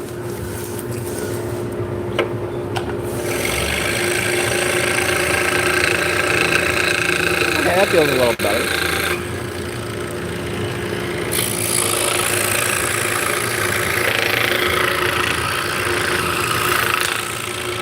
Hey Daniel, how's it going?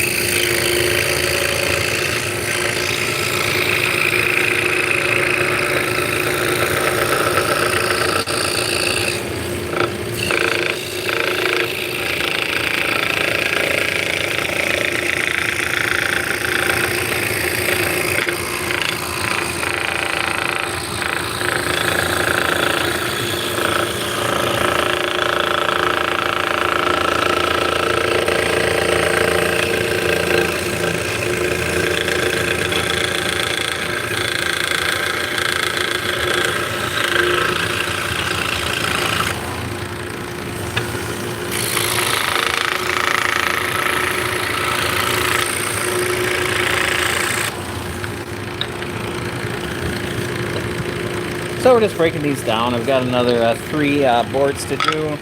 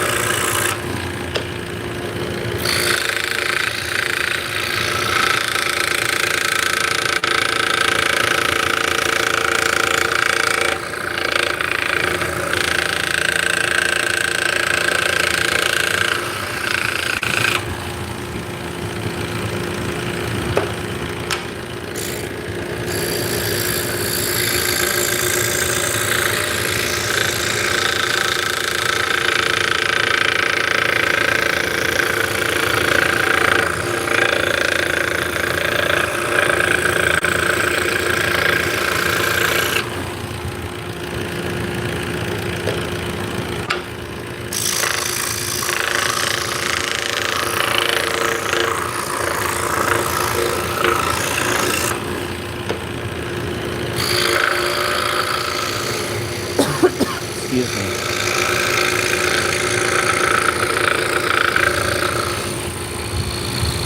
Oh, we just had a that's not great.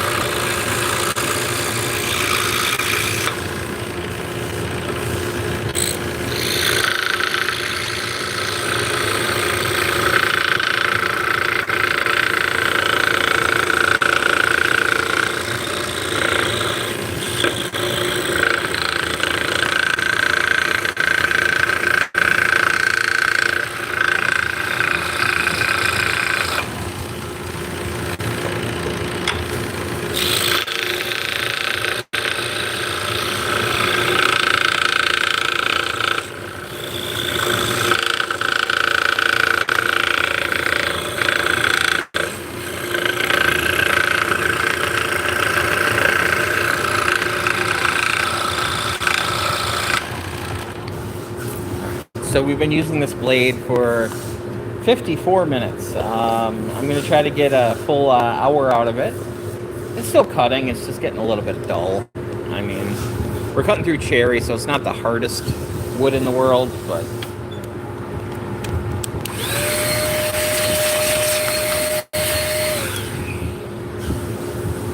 it's like anything else. It gets dull slowly, so you don't necessarily notice it until it gets really bad. Now, if you just keep going, like, as long as it keeps cutting, after a while it'll start burning.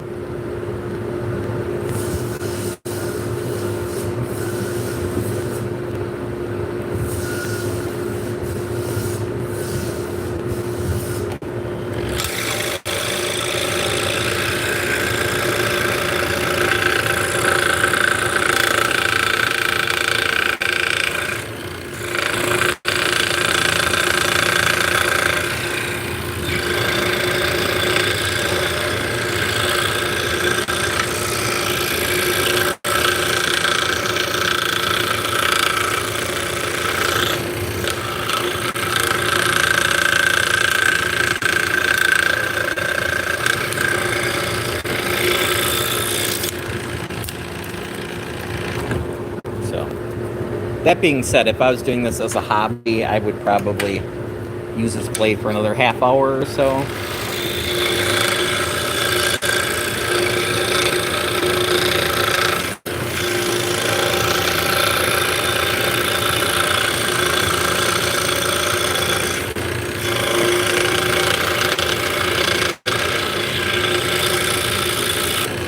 But it's definitely getting to be that time.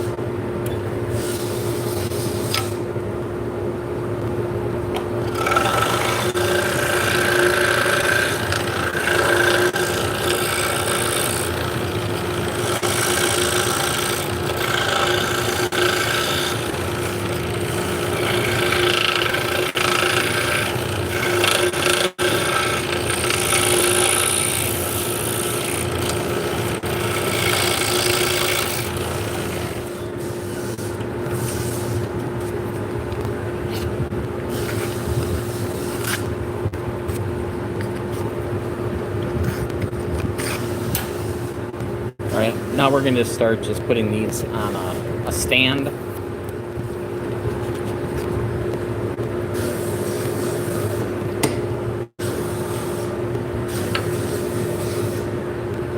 So I'm not going to put them on shafts right now.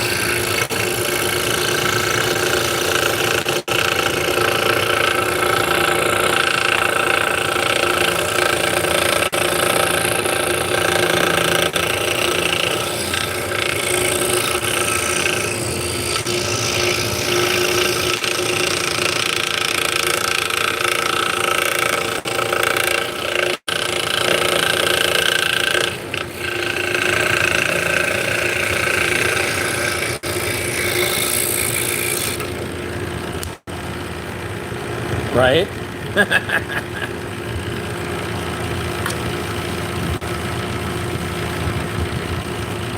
I appreciate it.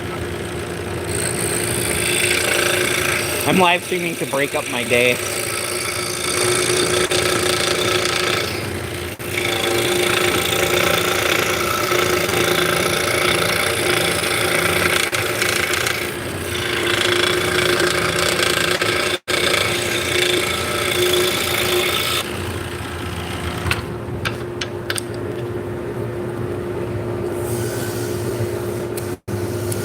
So we got a little wholesale order in on, I believe it was yesterday. So wanted to get it done so we can have them out tomorrow.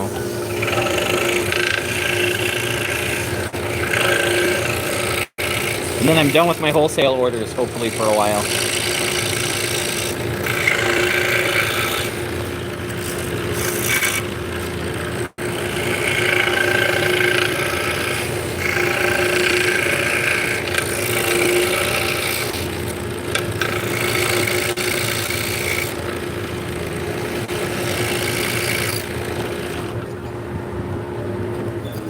Yeah, I'm hoping this coming up week I can get a day or two to work on an idea. I want to make a segmented yarn bowl. but I want to cut out all the pieces on the CNC machine.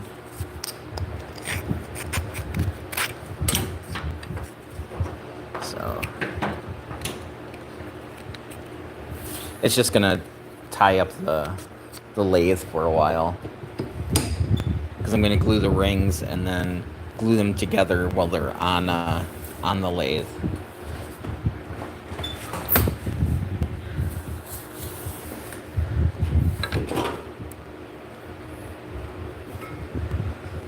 All right, I'm gonna swap this blade out. It's been an hour.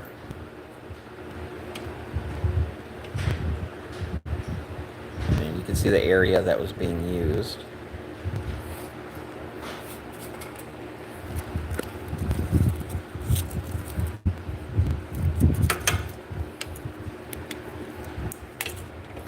So yeah, this is a number 7 blade. This is a Olson Precision Ground Tooth blade. It's a double skip tooth blade, which means you have a great day too. There's 2 teeth, then a big gap, and then 2 teeth, and then a gap. And having those gaps are called gullets. It gives a spot for the sawdust to go, so it helps clean out the blade, so it's not getting gummed up. So it makes it much more aggressive. Hey Jose, how's it going? Welcome in.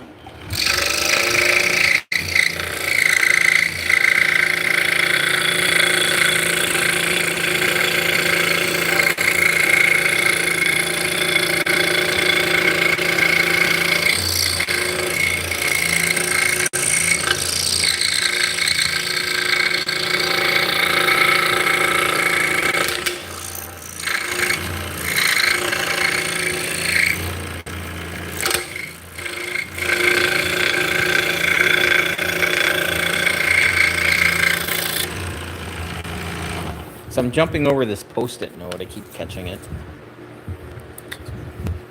And I'm way too lazy to get another piece of tape.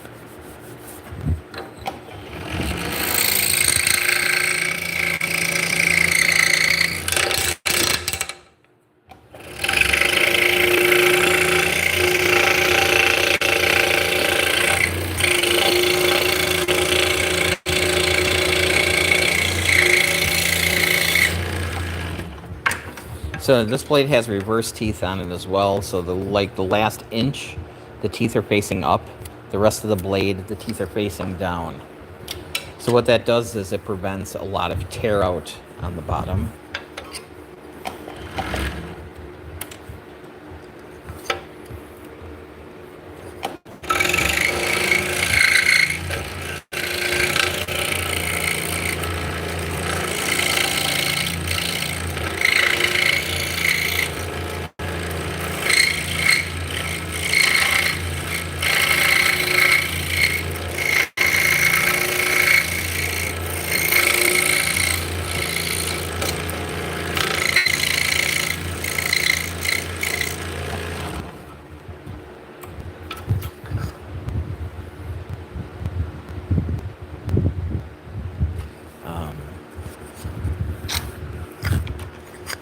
This is one of the safest saws in the workshop that has the word saw in it. So, not too worried. How's it going, Rick?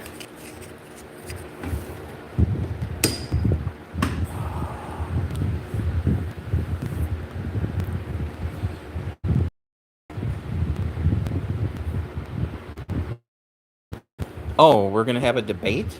Okay, whatever.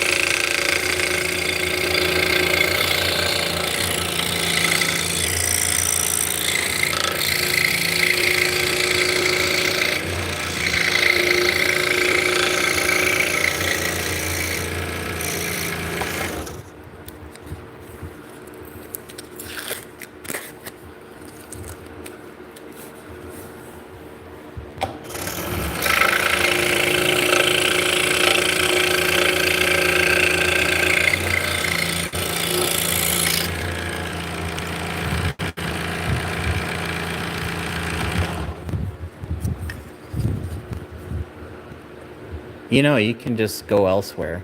Not a big deal.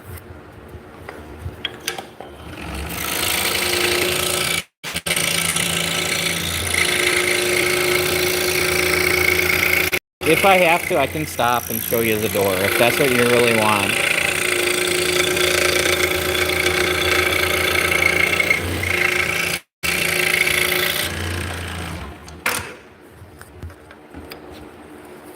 More than happy to.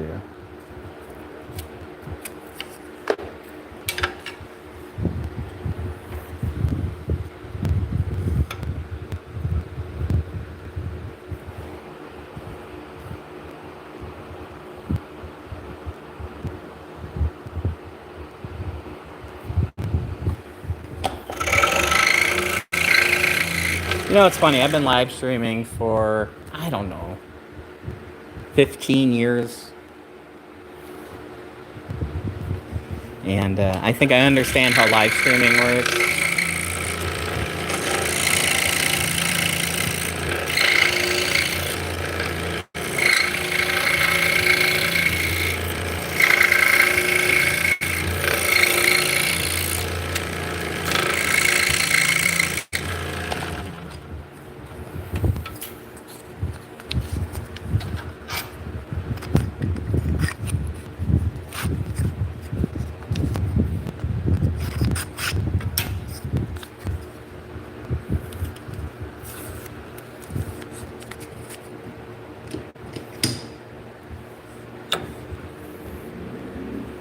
Hope you guys are having a wonderful Sunday.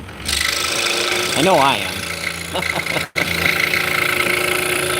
So if you're just tuning in, we are cutting out Turkish-style drop spindles on the scroll saw. We are currently cutting cherry. This is 5/8 inch cherry, or I believe it's right around 18 mil thick. If you're not used to Freedom units.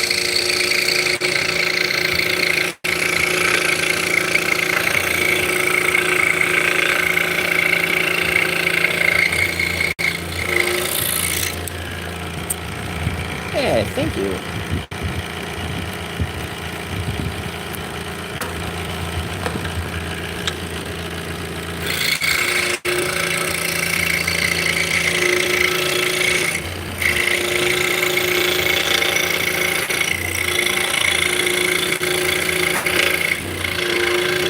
So these little guys are what came before spinning wheels. Here's one that I have done that I've spun some yarn on. Hey Bailey, how's it going? Welcome in.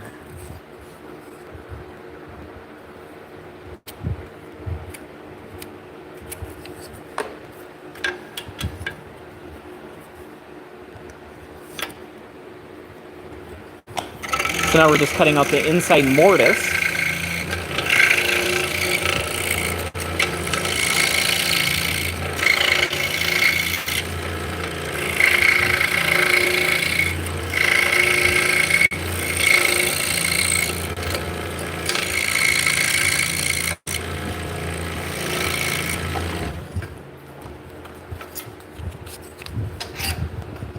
See how they fit together. That'll work.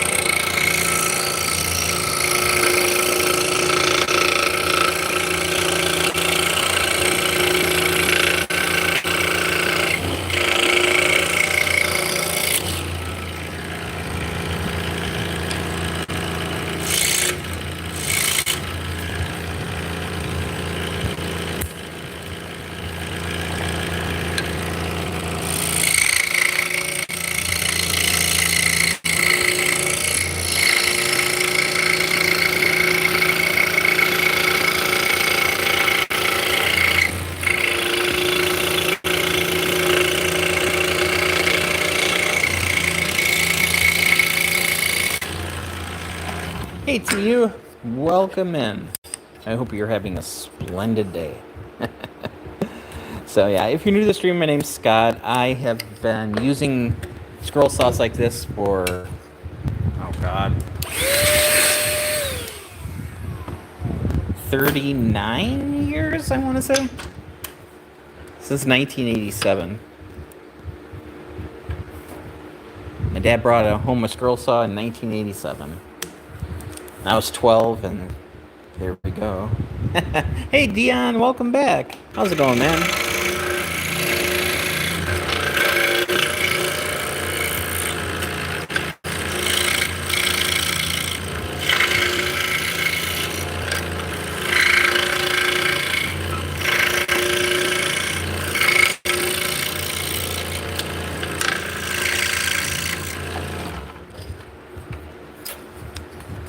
Nodded off for a bit. That's understandable.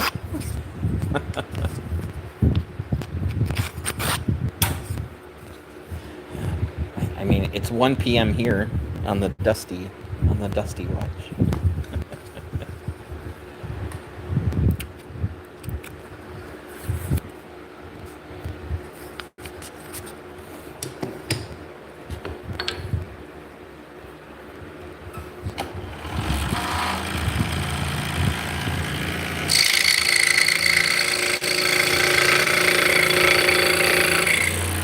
Yeah, I gotta think about some lunch here pretty quick.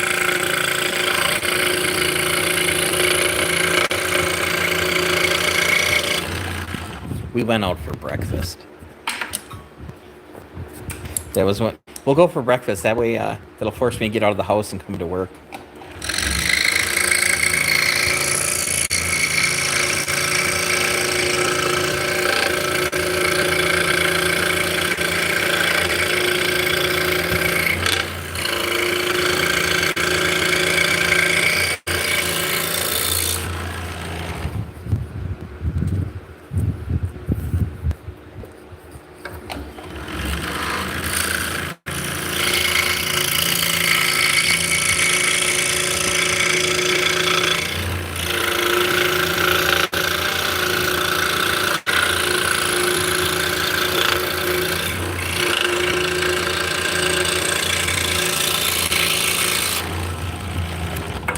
Yeah, so I'm hoping tomorrow, after we get done packaging and going to the post office, I'm sure there's errands to be run as well. I would like to start working on that segmented bowl idea on the CNC machine. So we'll see how that goes. If I can get a couple rings done tomorrow, that'd be awesome.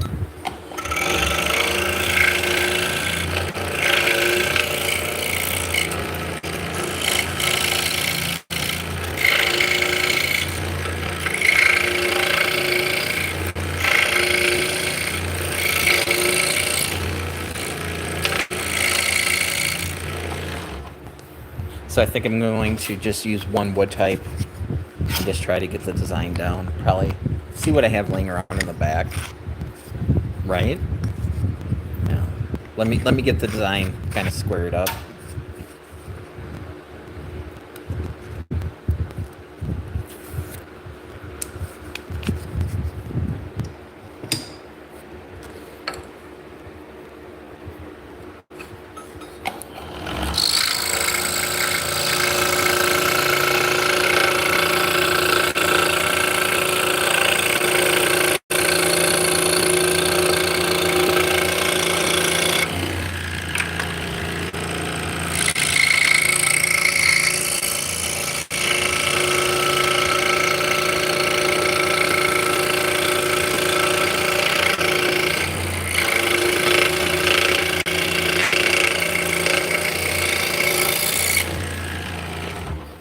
And then I think next week I'm gonna...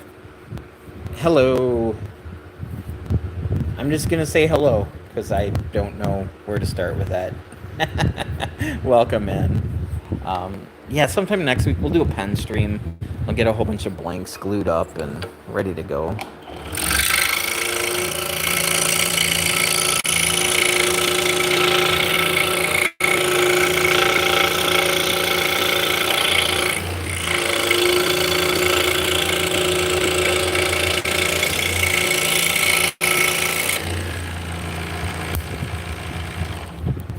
Hey, K Hush.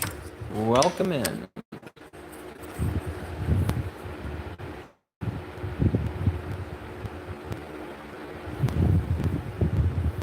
Right. Figure something out.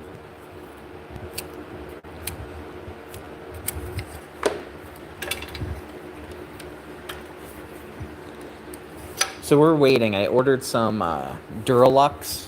So it's resin impregnated, dyed, kind of plywoody, but the laminations all face the same direction. So we got a sheet of that coming. So that should be fun. That's the reason why I bought the whole buffing system. So we'll start playing with that stuff.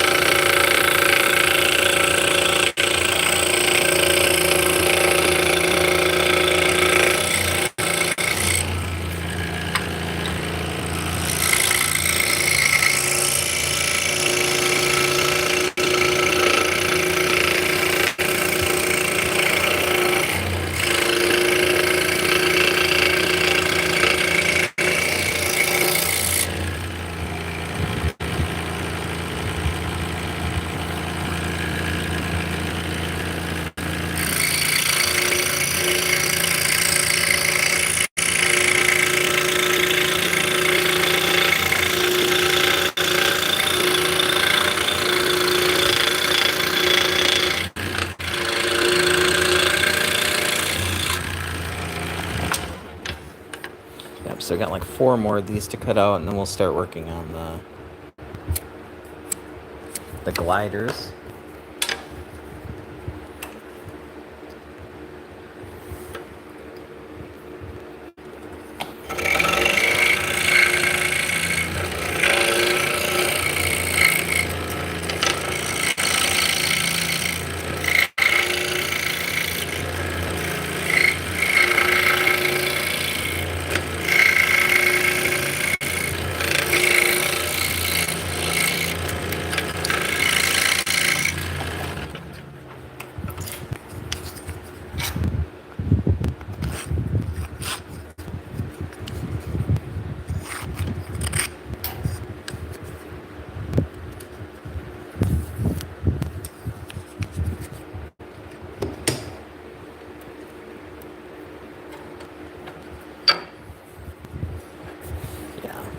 This cherry is super nice.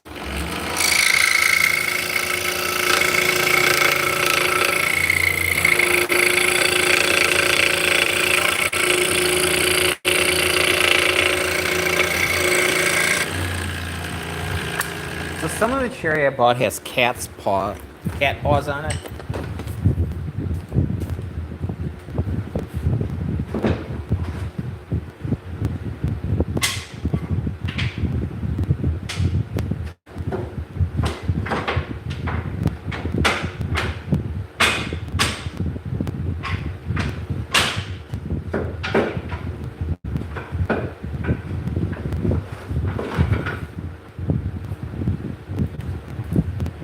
Apparently, I don't know where it is, but anyways, yeah.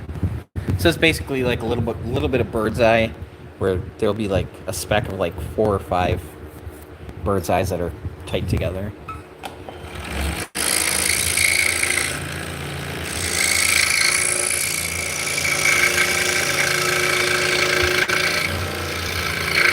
And they kind of look like a cat's paw.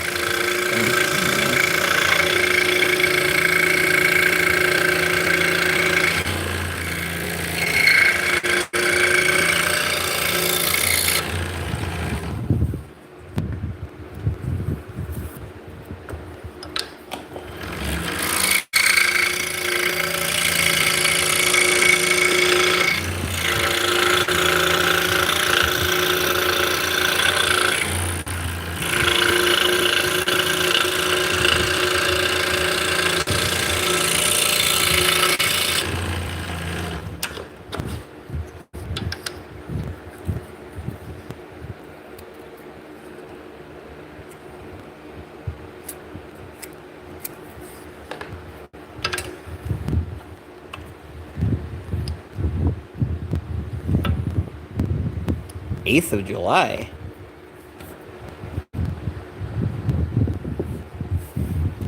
That's like a month and a day away.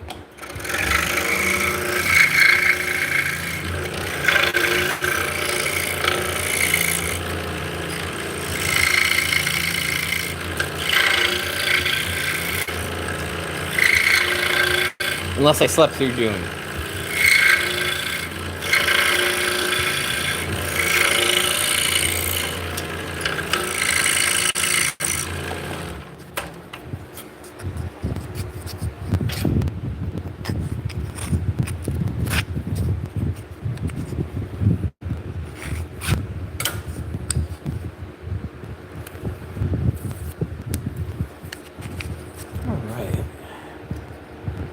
So we got 34 of these cut out today, and now got 2 more.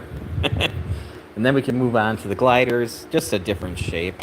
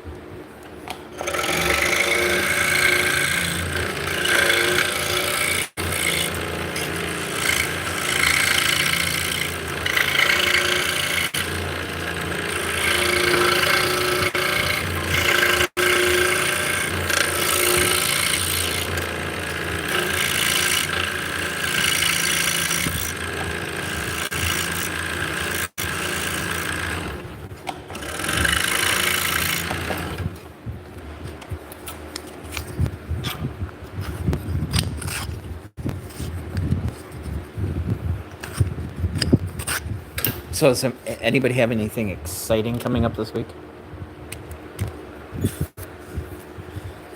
No, I don't. No, this should be a good week. This should be a down week for me.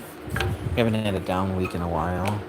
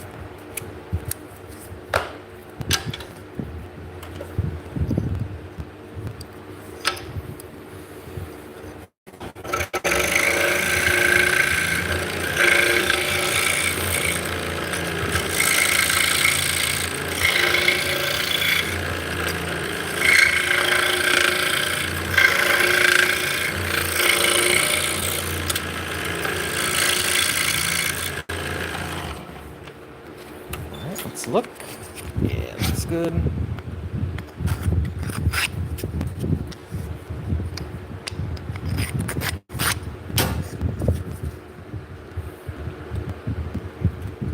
So we did 24 of them that we put shafts on, then we did another 12 which we did not put shafts on.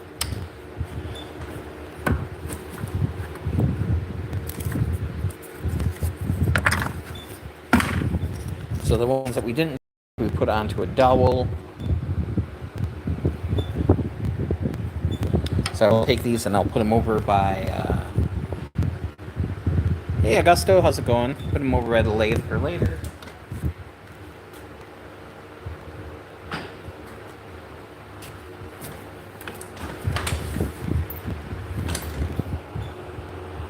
Yeah, trying to keep busy today.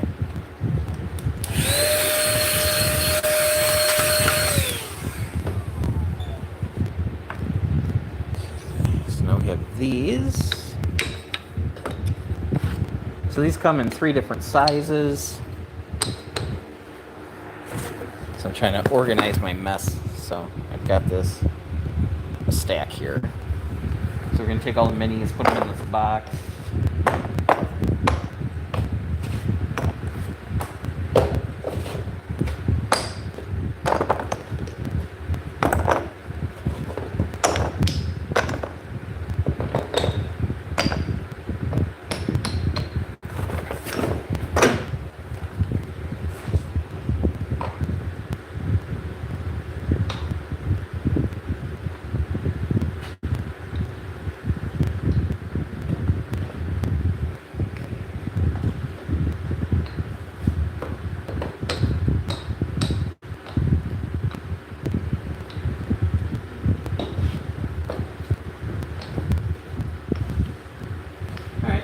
We got 4 medium and a whole bunch of standard, the bigger ones, full size ones. Hey Jose, how's it going? Welcome in.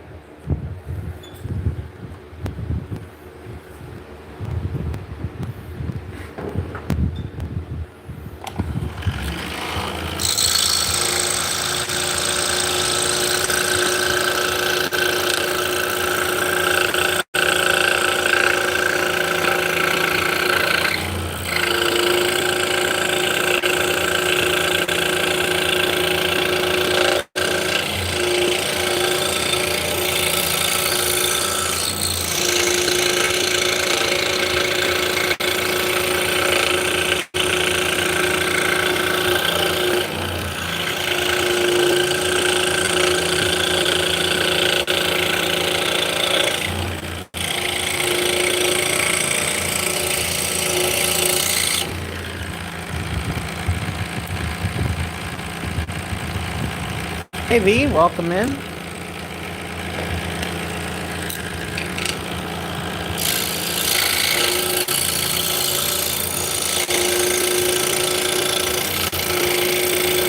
guys can do me a favor and double click on the screen.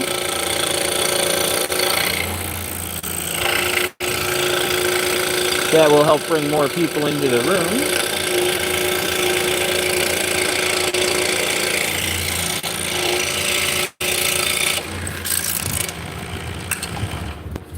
So these are SnyderSpindles.com.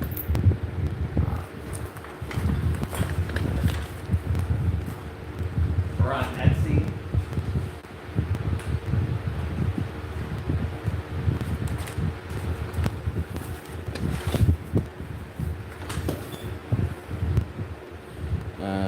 Let's bring up Etsy.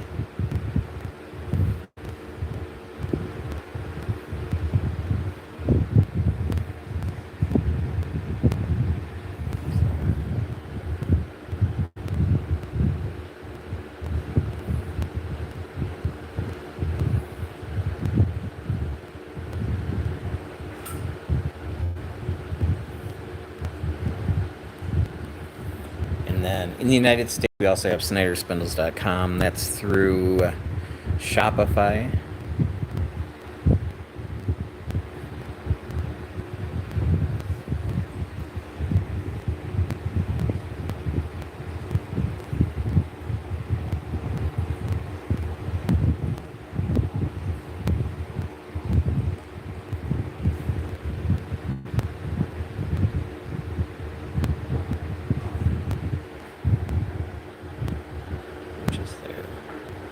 And that's actually what we're making right now. We're making the classic Turkish.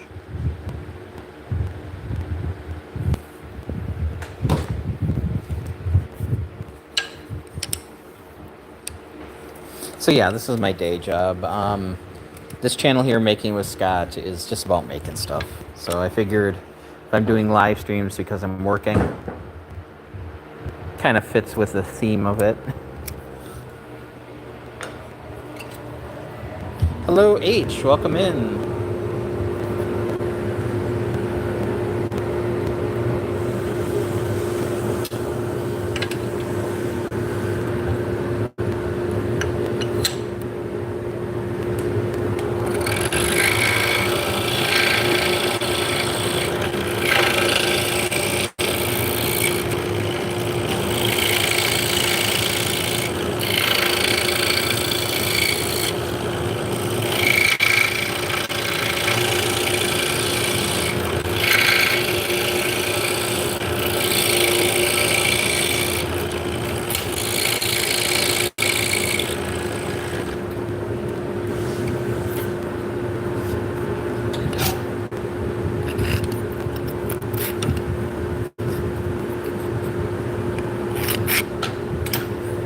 Peel the pattern off. So I use blue painter's tape, and then we glue the pattern to the top of the tape. So speaking of cat paws, there's a little cat paw there.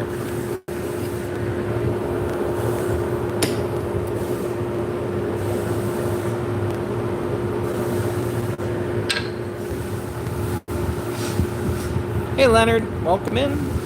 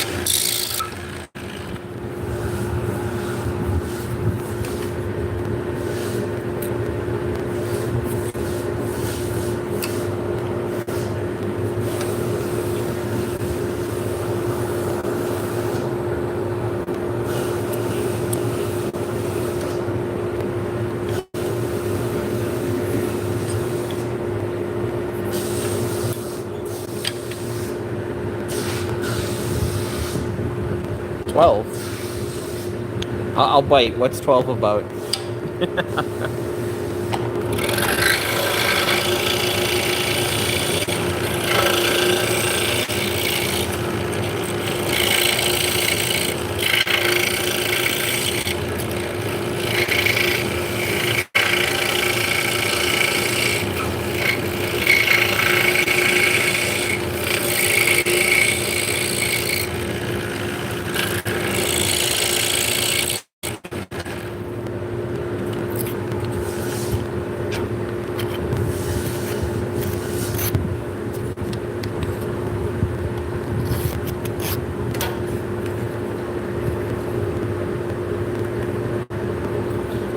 So far today, this is number 38 that we've cut out.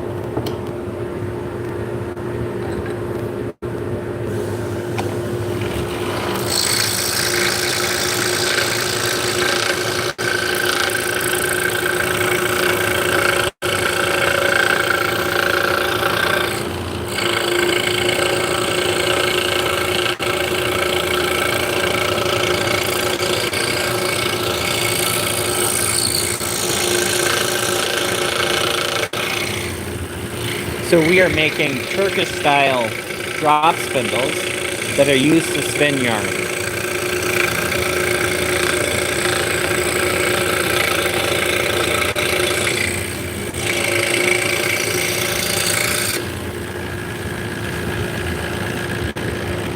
Actually, the wholesale order I'm done cutting out. These are probably going to be delights where they'll have the laser engraving across the top.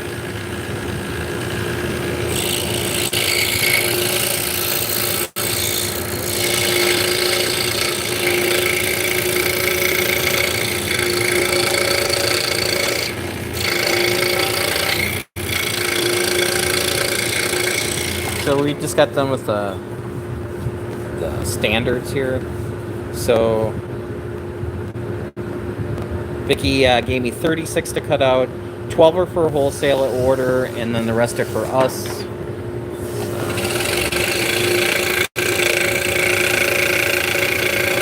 So she's currently sanding.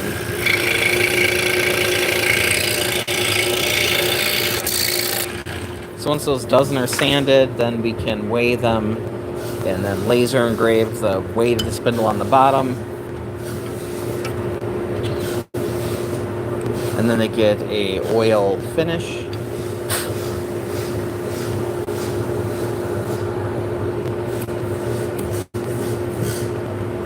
So I got my part done. Vicky's just doing her part.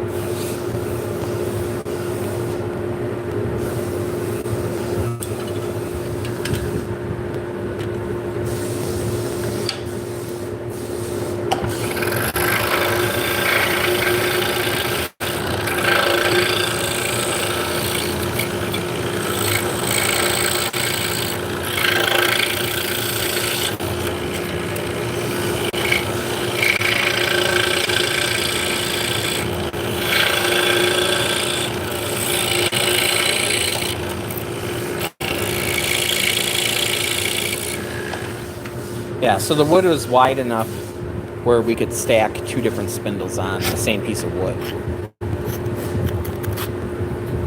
So we make one spindle that's quite a bit bigger than the other ones. So when I cut the wood down, I have to make it big enough to fit that in. So with these smaller ones, you can stack them, get a couple out of each.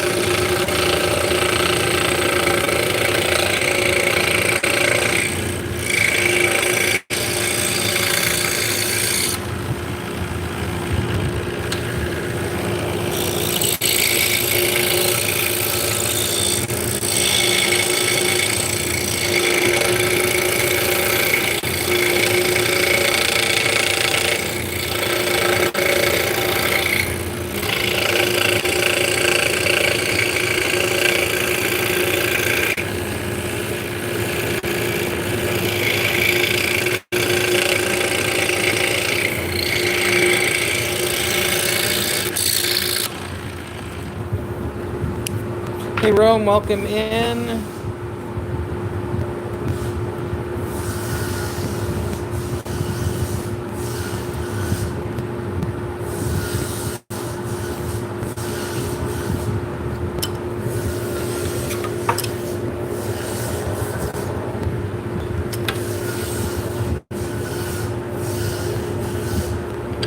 And hello, sorry, I don't know how to pronounce that.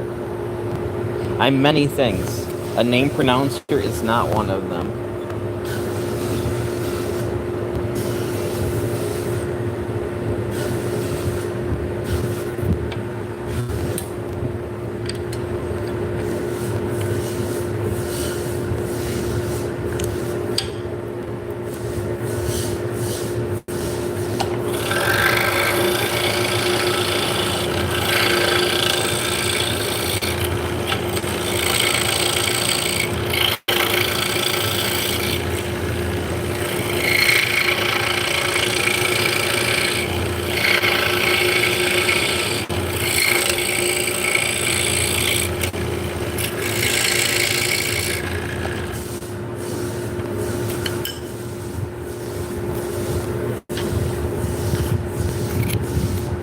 So I think we're gonna go for another 20 minutes.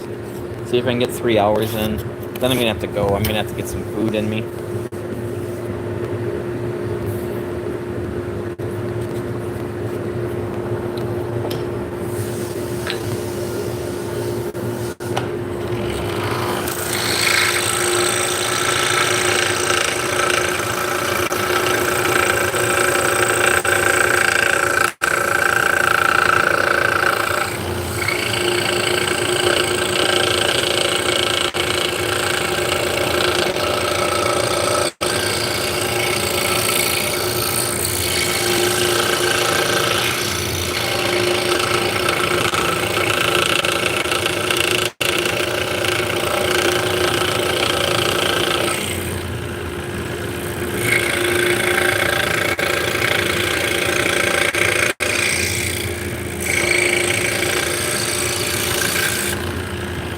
So all the little scraps of wood, I burn them in the wintertime in my fireplace. This little stuff makes great kindling.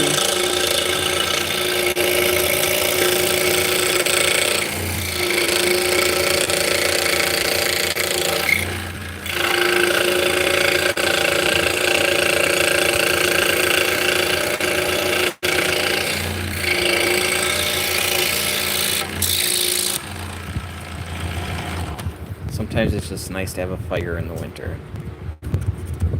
We're in Wisconsin, so we get 4 seasons here. Unfortunately, 3 of them are snow.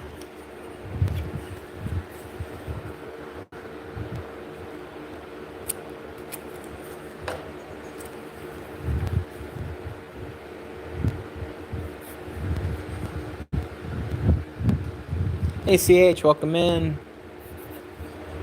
Thank you so much, guys.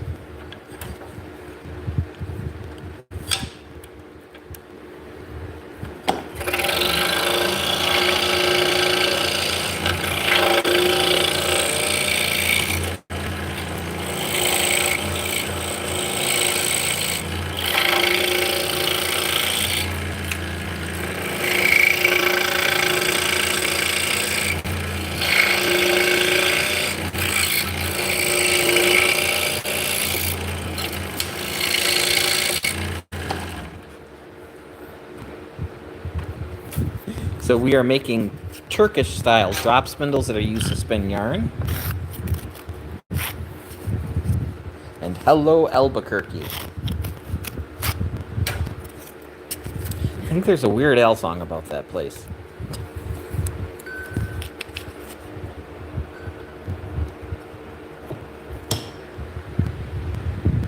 Are you getting hungry? I am getting hungry. Do you want the Alfredo or do you want the asparagus? I'll do the Alfredo. That would be good. I was just saying I got about 15 minutes and then I've got 3 hours in the stream. So in 15 minutes I'm gonna go eat. So food does sound like a good idea.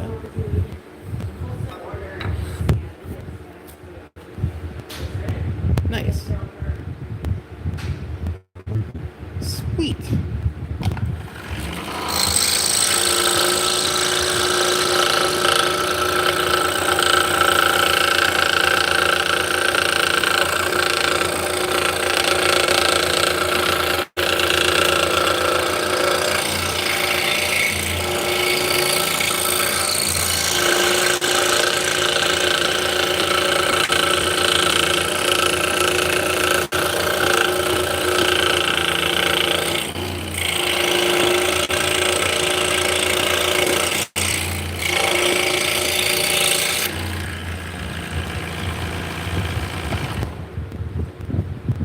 Yeah, do the Alfredo. Yes, yeah, I think you're right. The Alfredo's really good. Do you make woodworking as a business or for fun? It started out as fun. I've been doing this full time. This is my 13th year. So I've been making spindles for over a decade now.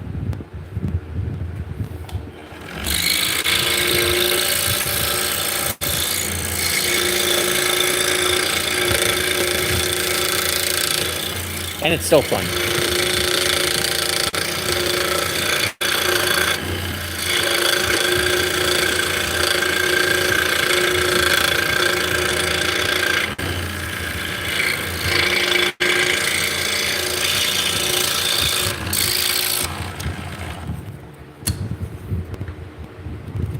So yeah, today we're doing batch work. Usually when I live stream, we're doing batch work. Normally I'm jumping between the lathe and the scroll saw. Sometimes we do other things as well, but...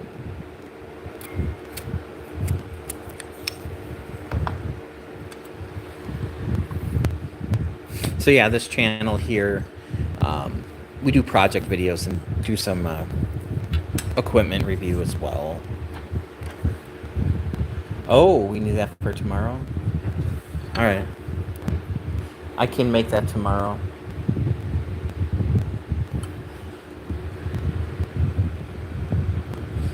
How did I choose spindles as a thing to make?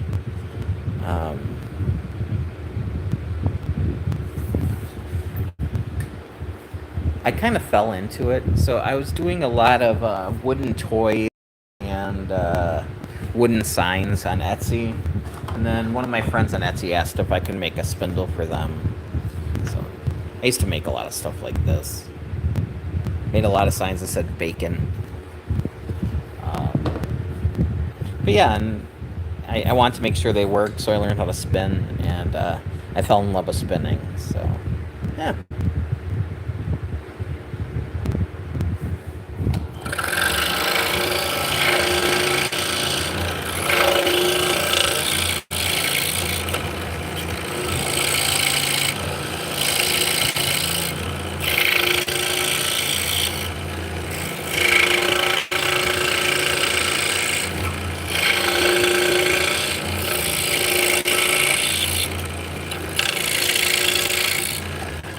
It's definitely a niche thing. But, you know, there's a supply for it. Hello, Manuel. How's it going? Welcome in.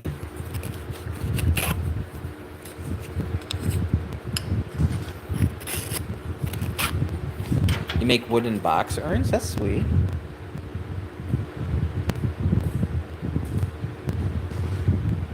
Yeah, that's the way things kind of happen, you know? You find that there's a need for something, and just go from there.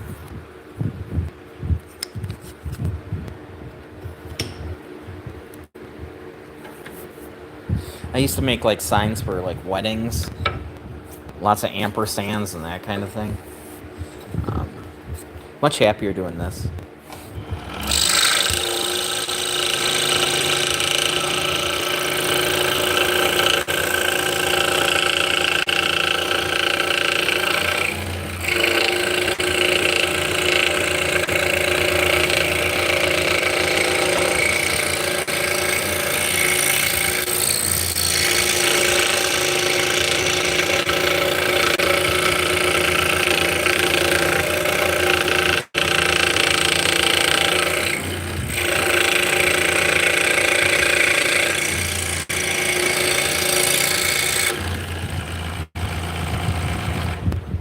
Always use a scroll saw for the Turkish spindles, yes. I do use a CNC machine to cut out a bunch of the different top whorls.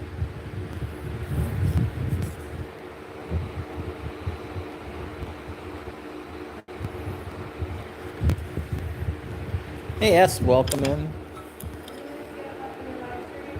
What? I got 9 minutes left on the live stream, so if you want to warm up my stuff, that'd be awesome.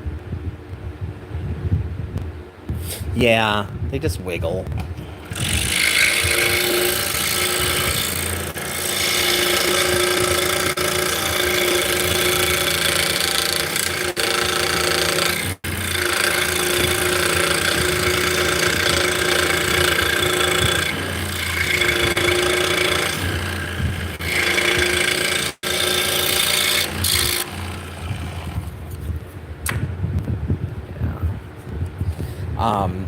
This stuff isn't so bad. Sometimes airlines on the cheaper saws are really bad. These are really close to Lockline, where they're very, very stable. So Lockline's kind of like the brand name.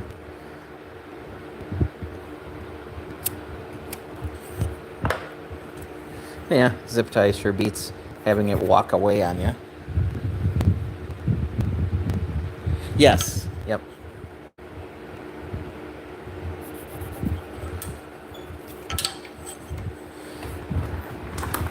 So if we back up here. So this is the foot pedal I'm using right now.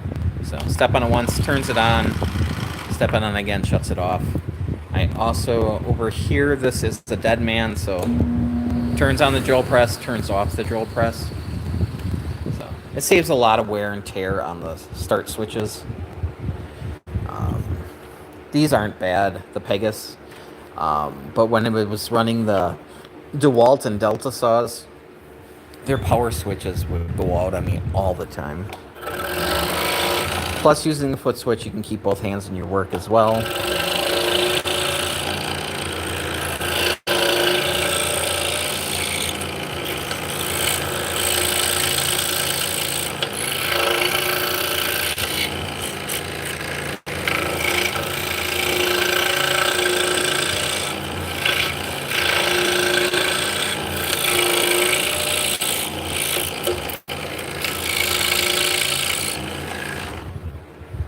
Yeah, have a good day.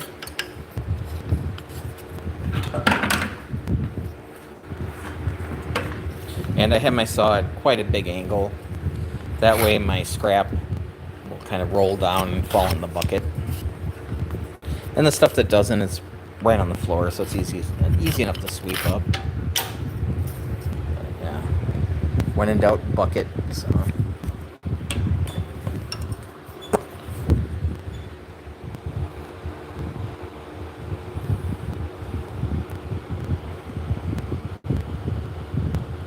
Yep, so these are made in the same factory as Excalibur or the Seiko. It's a Taiwanese saw. So, yeah. So the saw itself tilts around the table. So back when I was running the DeWalt and the Delta saws, I would always have to square up my table, you know. You set something down on it, you're not paying attention, and it'll wiggle. Where this having the rack and pinion on the bottom,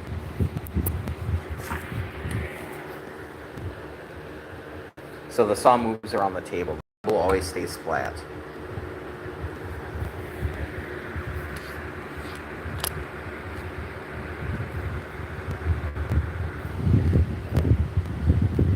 So my Bauer, got a Bauer over there, that's at a standing height and it's flat, where this one over here is tipped considerably.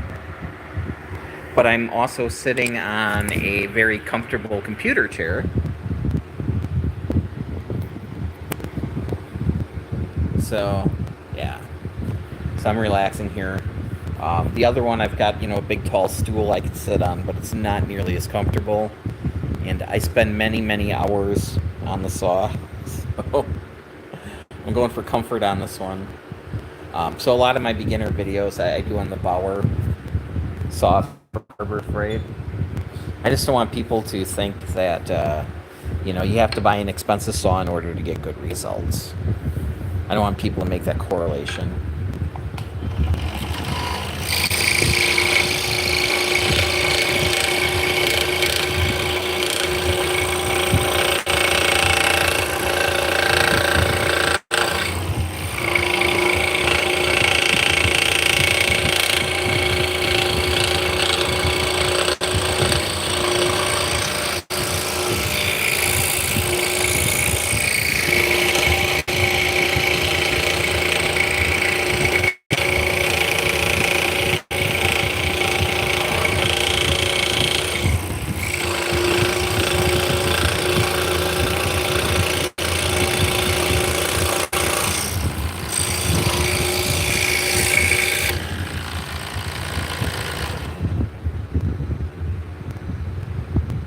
Yeah.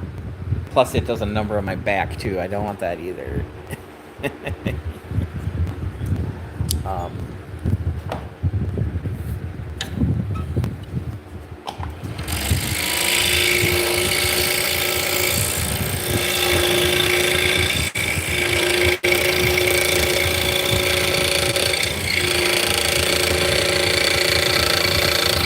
So on a normal day, I am going back and forth from the lathe to the saw, lathe to the saw. That's pretty much maybe lathe to the laser engraver or whatever. But yeah, I try not to sit for hours and hours and hours on end. Today's an exception.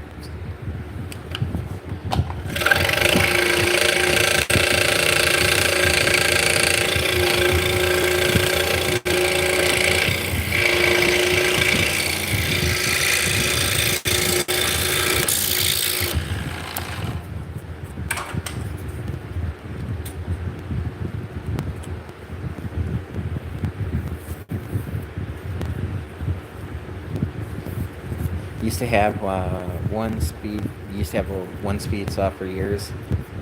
Can't say you loved it, but it was a heck of a machine. Yeah. Yeah, the double parallel arm saws are definitely a step up.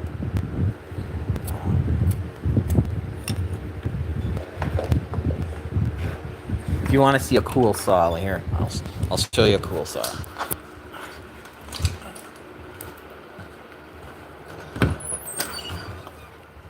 I gotta put my ladders away.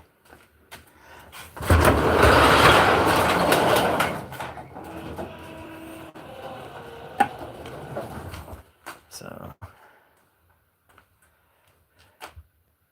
we got a Delta there without a table on it. And we got a 16-inch buck tool, which is going to go in my basement. But that's not it. It's this one right here. This mid-50s Shop Master. So it's like a 20-inch saw.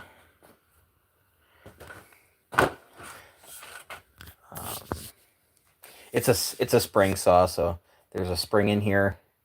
And then it's just driven, it's belt driven off the bottom here. So the unfortunate thing about these saws is they're always changing tension. So then if I bring it up, less tension, then bring it all the way down, more tension. So you're always battling with the tensions of these saws. And okay, so that's a 16-inch Craftsman. This is Old Rusty. It has the Pit of Despair. So a lot of tape over the top of this one. Yeah, otherwise you lose everything. Yeah. Well, you know, with these spring ones, this is just, this whole arm here, there's nothing in here. It's just hollow. It just has a, you know, the whole spring thing right up front here. So that, yeah, you could make one like this that is like, you know, 3 feet long, you know. So, yeah, eventually I need to fix that.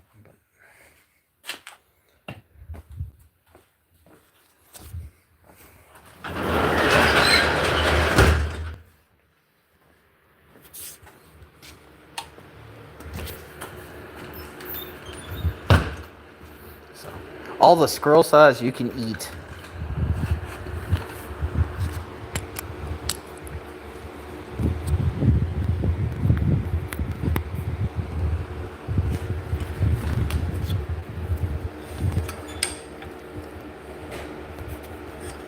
So yeah, the great Steve Good said a few years ago, he was sitting in front of all his saws, and he's like, you know, it's funny, you know, when you can't afford a scroll saw, you do whatever you can to get one.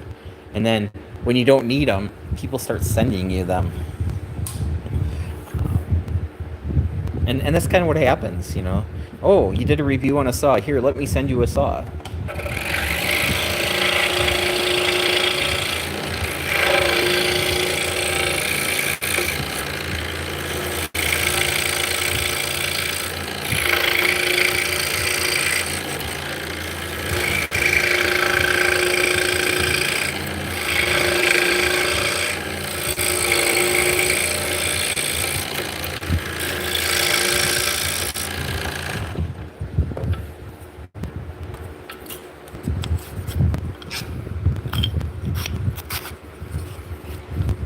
don't know. I want to play with Harbor Freight's new. Well, it's been out for a year. They have a MIDI size lathe that I like to play with. So I might reach out to them. Right now, if you go to harborfreight.com and you look at their Bauer scroll saw, they have a user video where you can click on it, and it's actually one of my review videos. So.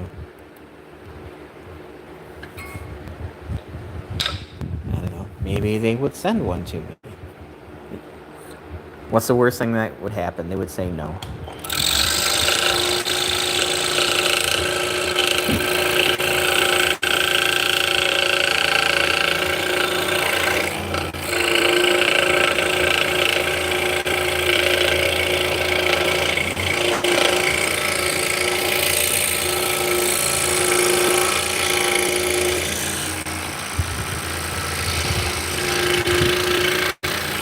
Alright guys, we're going to finish this one up and I'm going to call it a stream. I need to get some food in my system.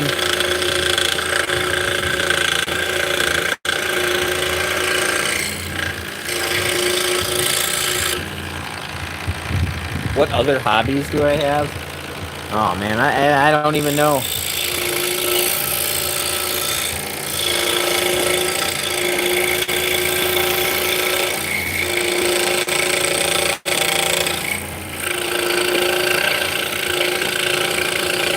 I do a lot of woodworking.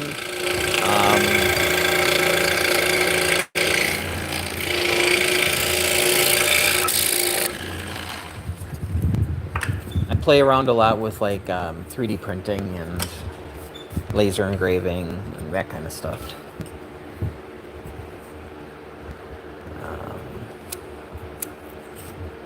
But yeah, for the most part, this is my bread and butter. This is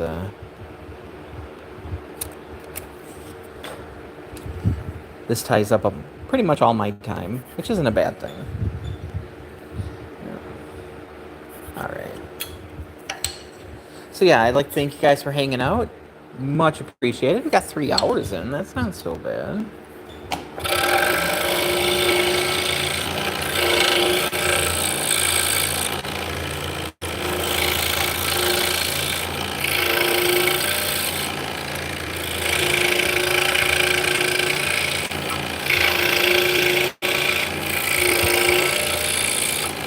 Hopefully this week we'll get the scroll saw stands set up in the basement so we can do some late night spooky scrolling.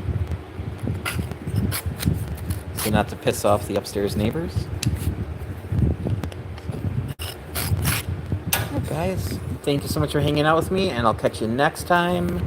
I really don't have a set schedule, but I do tend to stream, I don't know, 3-4 times a week, so I will enjoy the Alfredo. Thank you guys. Have a great day. Remember, be nice to people. It doesn't cost you anything.